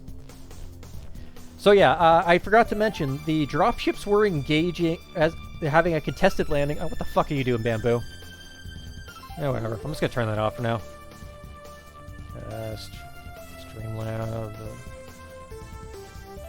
There we go. Turn that off for now. Anyways, the dropships were expecting an uncontested landing. They met a missile defense network, enemy aerospace fighters, and enemy dropships engaging them. It was like they were completely caught off guard. Their own aerospace assets were forced to fight them off, to basically try and hold them off, as they were forced to land. They didn't have a choice. They had to land. Otherwise, the space battle would basically probably be the end of it. It was great. Great intro. In this briefing, we've already covered the expansive air defense network and orbital combat assets, so we'll forgo those and leave the hard numbers in the following reports to come. Initial contact with enemy forces was made shortly before task force landfall. Advanced units infiltrated the southernmost air defense bases and destroyed the majority of their launch capabilities. Tragically, in this engagement, the Mercury, a Union-class dropship, was engaged by orbital assets and forced it into a landing trajectory before taking ground fire from well-defended Aero 4 missile batteries. The mercenary force on the ground managed to destroy roughly 80% of effective AA silos before the launch of the final one sealed the Mercury's fate. In this engagement, our forces met a shockingly stiff resistance from a lance of light necks that all had one thing in common. They were top of the line or produced in the last 15 years. Something unheard of for a pirate force to field without intelligent assets learning of this new power in the periphery. Adding to this an extremely rare Warhammer 7A entered the field and began to hold the line against with the light lance until launch, falling back when it was clear the facility was about to fall. Identifying this unit is absolutely paramount, as the thought there could be a stash of SLDF weapons on this planet increases the threat level of this pirate force. Following this engagement, the same mercenary lance was deployed to help Silverwing units rescue the Mercury's, resecure the Mercury's crash site. In this fight, our enemy employed ECM and more shockingly advanced mechs in the form of Fireflies and a heavily modified Charger. The Charger clearly was the commander in this operation, displayed an aptitude for melee combat, employing a barrage of Inferno missiles before attempting to savage friendly forces with its fist. Thankfully, our forces managed to fight these mechs off, disabling the majority before a long Tom and its associated ammo truck were hijacked and escaped the wreck. Inventory is still ongoing at this time, but the leading theory is Redacted was stolen from the Mercury, and the risk of Redacted being deployed against our forces is very real present threat. Finally, we have reached the latest engagement spearheaded by Silverwing Night Ravens to capture a heavy lance. The same mercenary unit was again taken off guard, rapid reaction roster, to deploy as a blocker and disable the enemy force. During this engagement, our forces managed to take down and capture 3 of the 4 mech warriors. Analysis of the interrogations will be added to the report. However, we were thorough enough to leave all 3 no longer viable for questioning. Conclusion. Current future raid targets will be focused on gathering more intelligence of those who exactly these pirates are and how they are being supplied with such advanced weapons. Following the information task force operation will continue to chase down these perpetrators and end their threat presented by them. Yeah, that's basically what they've been dealing with. And then after that, they did the city raid.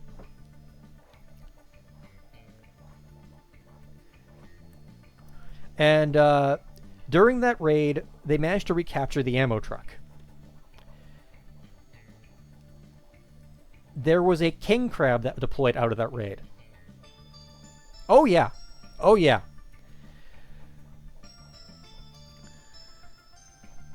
So during this raid, a king crab fucking deployed out of the city. So the guys had to fight into this settlement with a king crab on the loose, which then focused down the queen crab.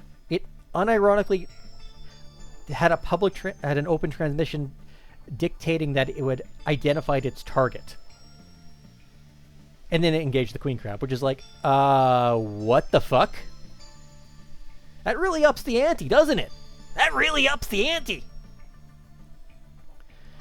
And the handler that they dealt with during the City Buster op went off the record with them and said the door kickers, when they recovered the ammo truck, they had a Geiger counter go off.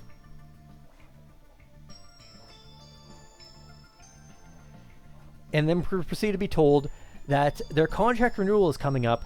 I suggest you take it because the alternative is far less pleasant.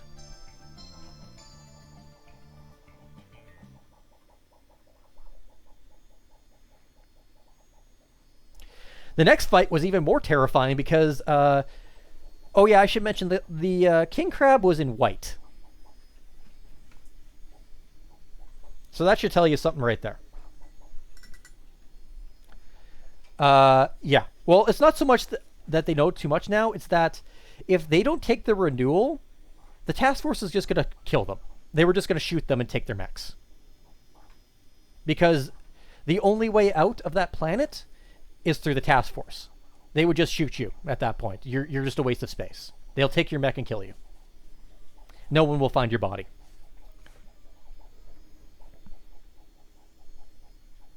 Good time. So anyways, the next fight, they had to... it was a warning scramble because the forward staging base they were at was suddenly under assault. Yeah, the entire task force front line, all the forward staging bases were attacked at the same time. They had to basically to hold the line and scramble to load to basically either kill their attackers or evacuate. They had to hold off till the Leopard finally fully powered up, and then they had to mount their mechs into it. They were the only, and like people were abandoning mechs at this point. Like the players didn't because they managed to get away, but they had to like abandon mechs, like the friendlies, people were abandoned, things like that. They barely escaped with their lives.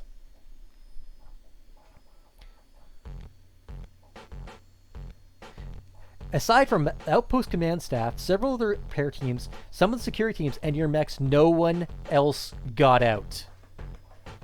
That's how bad it was.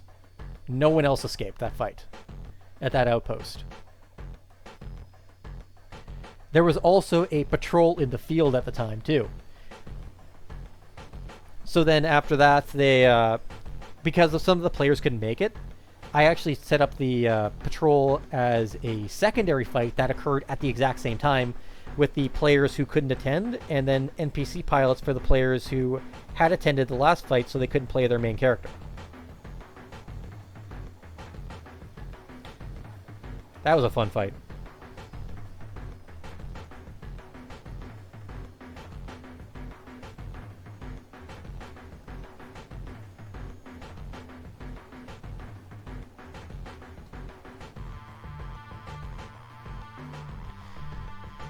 Oh, the task force got fucking assaulted horrifically. They basically lost like a quarter of their personnel within like a span of 24 hours. Which, when you think about it, that's horrifying. They weren't due for a dropship resupply for months, too, or a jump ship resupply for months. This was supposed to be like a temporary hold on a periphery planet. So everything's gone to hell.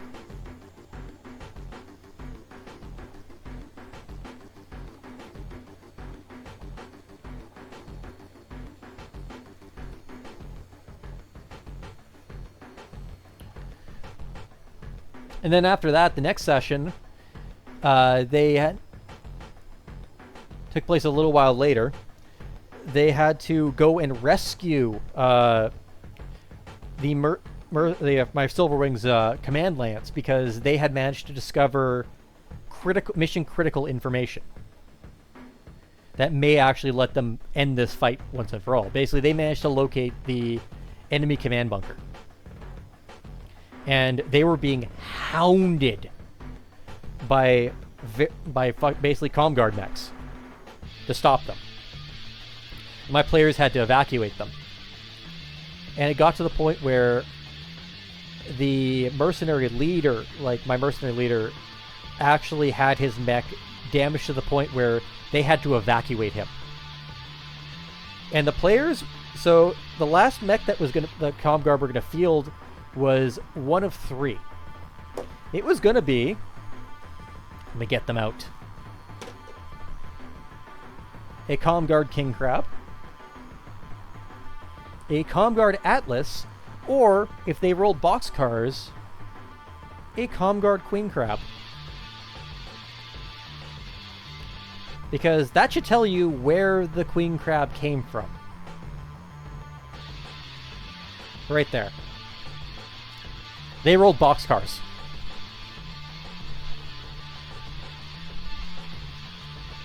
That was the fight where the K3 lost a PPC, the Hunchback was killed, Hunchback actually had its legs shot out under a cliff. Like, basically, the legs were shot out basically at an upwards angle from basically shooting under a bridge. It was so it was cinematic as shit. And they barely made out with their lives. That was the last session. They lost one of their pilot recovery vehicles as well during that fight. Oh, it wasn't the last session, sorry. And then, because basically what I was doing was I was making filler sessions to provide one of the guys with a chance to, because it was the busy season for him at work, and there was a chance he wouldn't be able to make it. So, and they need the entire party for the final sessions of the campaign. They need them because they take place back to back. There is no downtime between the two of them. They are fighting that land crawler, and then they're going into the next fight immediately after.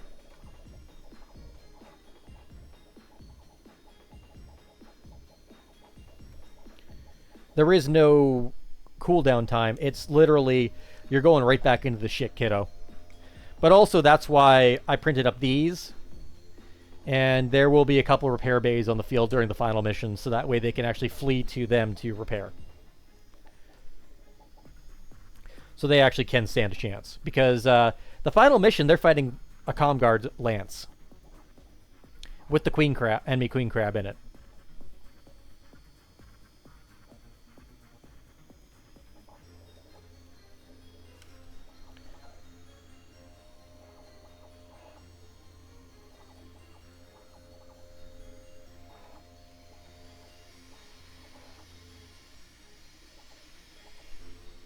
So they're having a really rough time.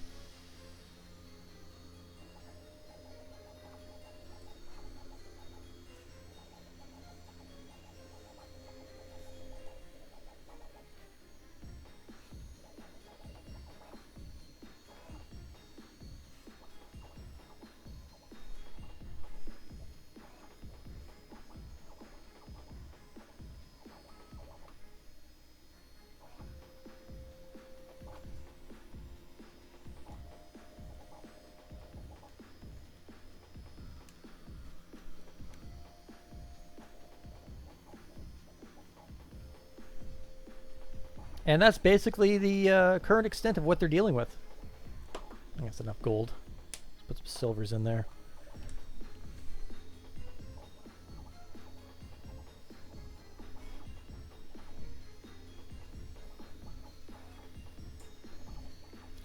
And then the epilogue mission is them fleeing for their lives from some falcons. Oh yeah! Yeah, so they're going to be literally fighting in the shadow of a mushroom cloud. If you haven't figured it out. The final mission has them fighting in the shadow of a mushroom cloud. We're going full Project Wingman on this shit, buddy. Hey, tune that out.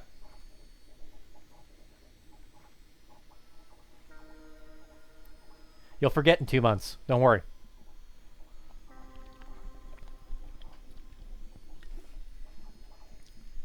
It's fine. You'll forget in 2 months.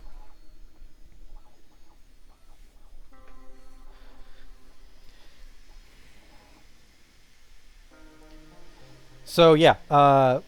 They're fighting in the shadow of a mushroom cloud. Exactly. Don't worry about it. I'm just your mental illness taking form. Where is my lead belcher? There it is. So yeah, they'll be fighting in the shadow. No, she's talking about me. She's being a shit. You're the Latinx skeleton.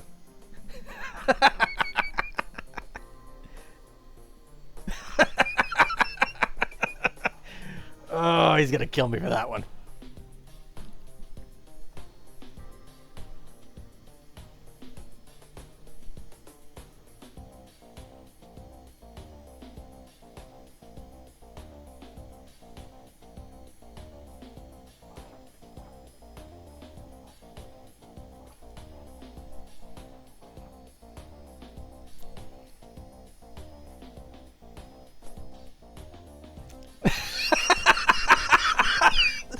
See? He's gonna show me why their crime stats are so high.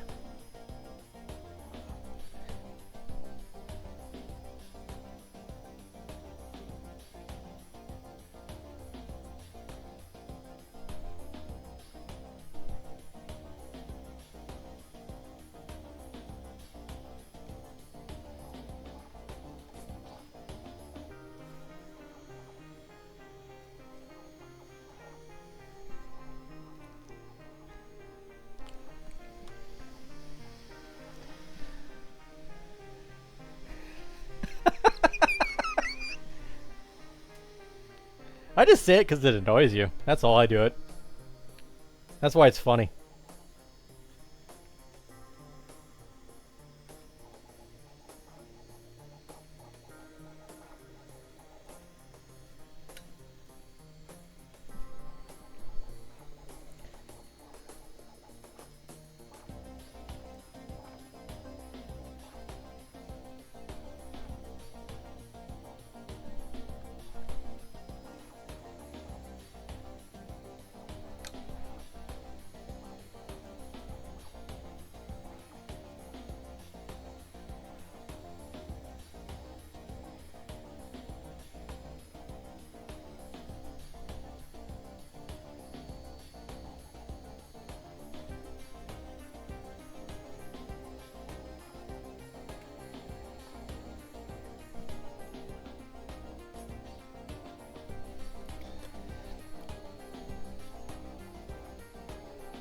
Yeah, so the final mission, that I said, they're going to be dealing with the Falcons. Looking at that Solhama unit and some elementals. And they're literally going to... It's going to start open up with... They don't know what's going on. A hostile force is basically just being transmitting gibberish to them. And they don't they don't have a fucking clue. They're just... But they're coming. And they've wiped out just about every forward base they've so far encountered. And basically the players will have to flee to a Union or a Leopard dropship, board it. So yes, they will actually have to physically take their mechs out of the fight, because they can only board one mech per turn. And they're going to have to decide who. Basically, the pilots can get on immediately if they abandon their mech. They can either decide either to pre-board mechs and you run with the defense, basically pick and choose which mechs are going to be on the field, because they're going to have a pool of mechs, not just their own, to pick and choose who's on the field, and who, if pilots want to just immediately flee. And they have to hold out for, I think I'm going to do it probably 3 turns to get the Leopard operational, and then a turn per mech they want to board. If a mech is pre-boarded, it counts as cargo. They can hotboard 4 mechs only.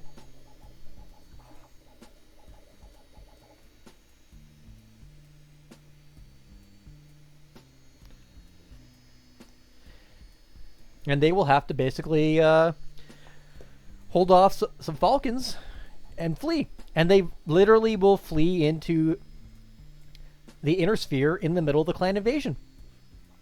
Because it will be April by the time that the Falcons land there. They will have been trapped on this planet since April. Since December, basically. Spending almost a year on this hellhole. Having to survive. It'll be great! And depending on it, lets me extend the fight sessions by providing them with additional optional missions. So they can have the Tarkov experience of scrounging and fighting for their lives and having to extract wherever they find. Or I can just let them, just go jump straight to the Falcon fight.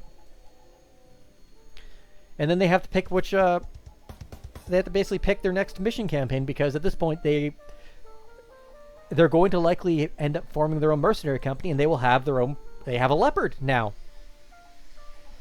Because the Leopard crew is going to be like, fuck this shit, I'm out. And they will have their own little Leopard. And it goes into a clan invasion campaign where they have to decide which power they want to work for in defending the inner sphere.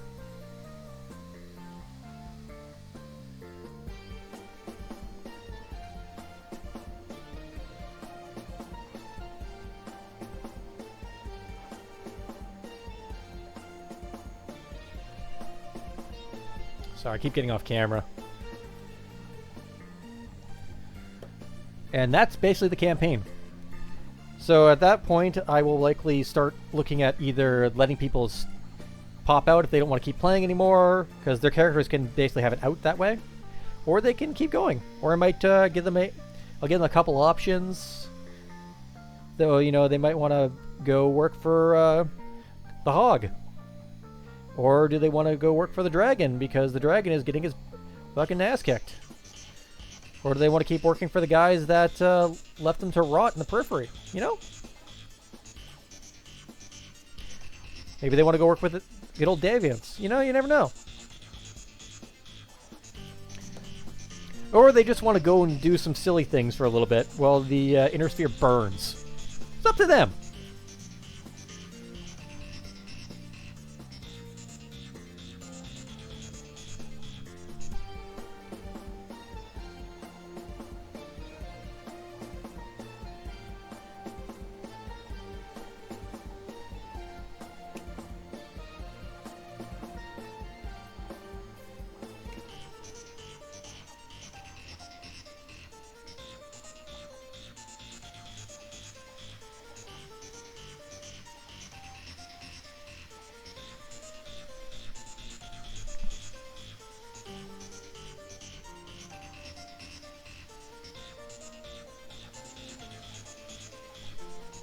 And it's been almost a year, actually, the campaign's been running for.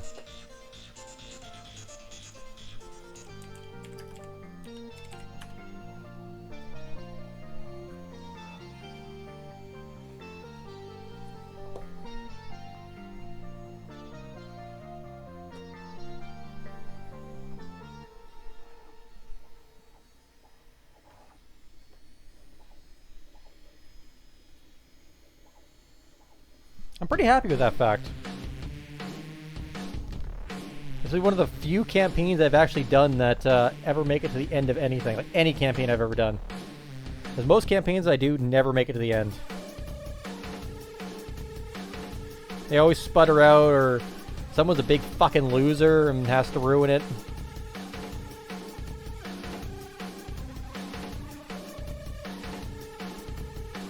By being a mouth-breathing fucking loser.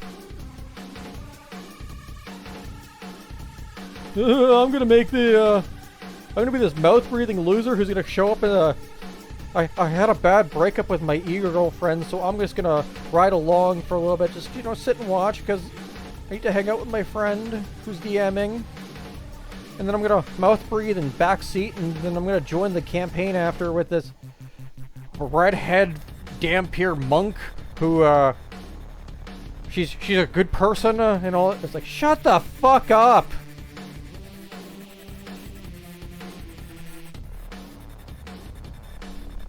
Fucking, I'm playing a goddamn halfling bard who's been through the shit, who's almost died like 5 fucking times, has PTSD, watched one of his friends drown in a piss waterfall in a sewer, and is literally carrying an eldritch fucking time bomb, who he will threaten, and he threatens to fucking use it on everybody who pisses him off.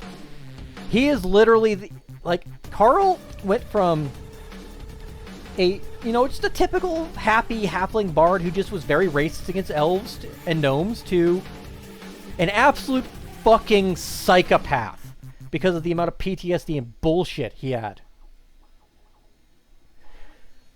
Like, he was an angry fucking little halfling at that point by the end of it. I went on a 5-minute fucking rant on my last session because I was mercifully starting welding school. And I was like, oh, I can't join in any more sessions because I gotta focus on school. Carl went on a fucking 5-minute rant about how if they don't finish the main story quest, he was going to murder them all with the Eldritch Horror book he has. He was a chaotic good, by the way. He would literally find them and fucking use this Eldritch super weapon on them. It was like an Eldritch tactical nuke. And he was the guy stuck carrying it. It was great. 10 out of 10. That was a fun rant.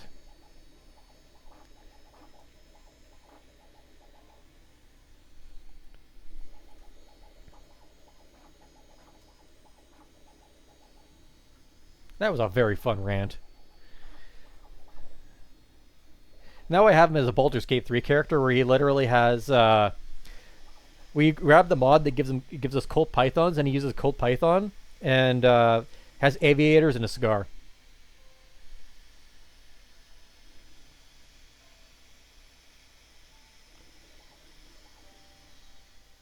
So he's like Danny DeVito with fucking mutton chops and aviators, cigar, and he just fucking shows up and starts shooting people with a Colt Python.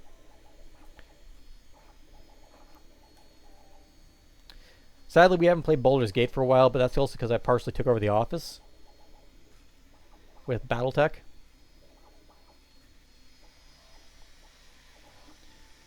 Okay, this guy's almost done.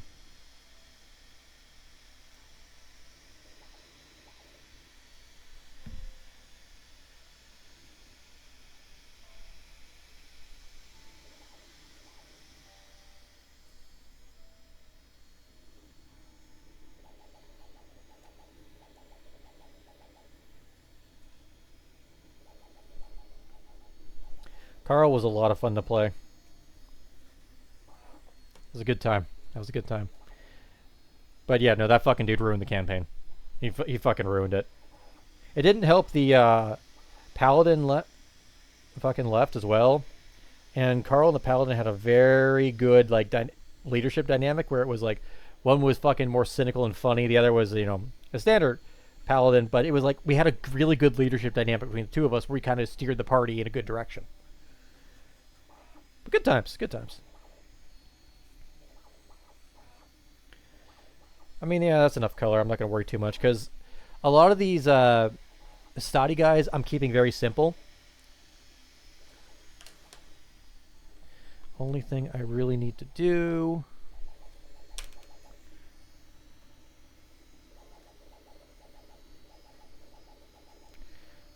bring this down. It's almost 7 o'clock too, so I gotta go host a barotrauma session. You know, if people fucking show up.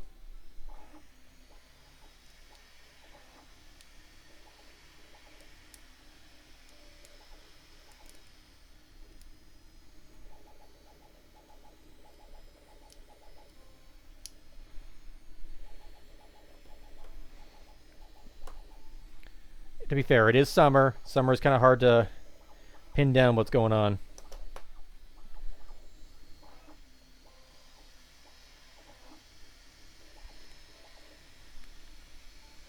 There is no way I'm doing all the fucking missile pods on his forearms.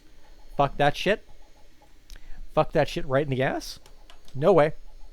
Not a chance. Oh, happy birthday. Welcome to the old fuck club.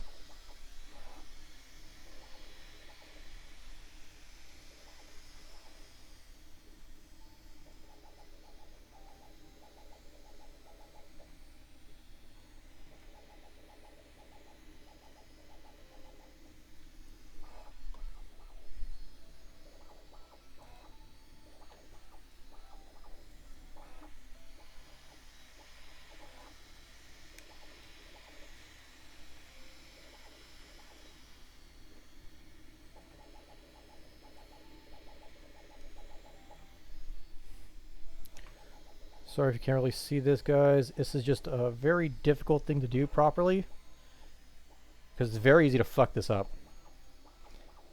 I have to get a tiny bit of red paint on this toothpick, then slowly feed it into the SRM hole, rotate enough to transfer enough of the red paint in, and get it out without basically smearing the paint. Actually fucking difficult.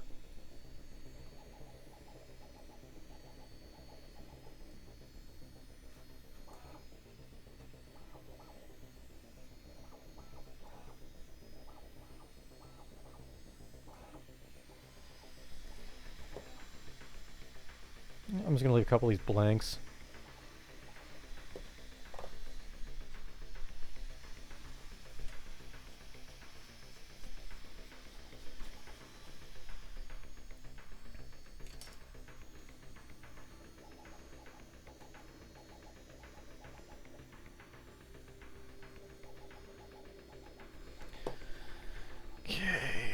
Let's get the lasers ready.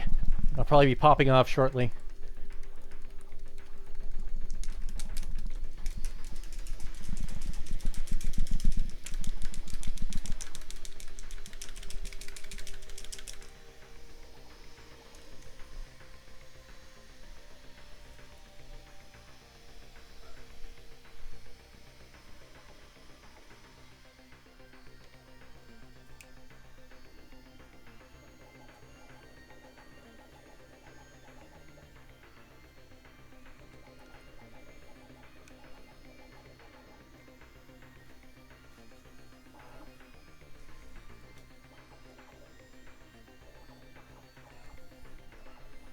Yeah, I'm kind of half tempted to bring a Republic force for Saturday's Store Battletech session. Although, if one of the guys is there, he did just finish an Omega.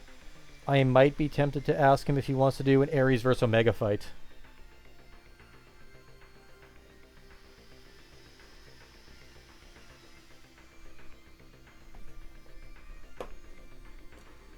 Good enough for now.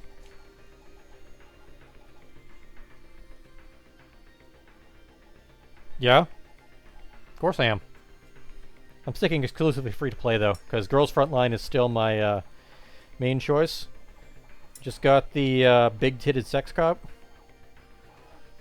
So if I was a little boy, I'd be in danger.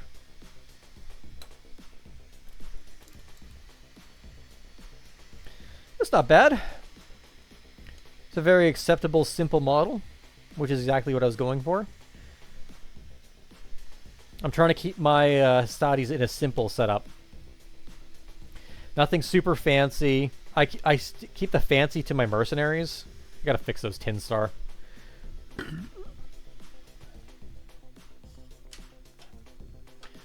I basically exclusively keep the fancy to my mercenaries because that's a fun one to do.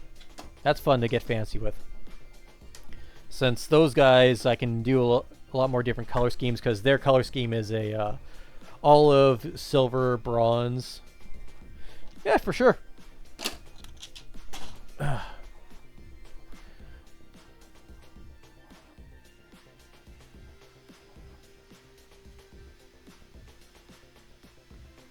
I'll have to remember. Alright. That's it for today. Wow, 2 hours. Holy shit, I actually did it. Yeah, I don't know when I'll be back from the store, so, I don't fucking know. Just don't kill yourselves. Bye.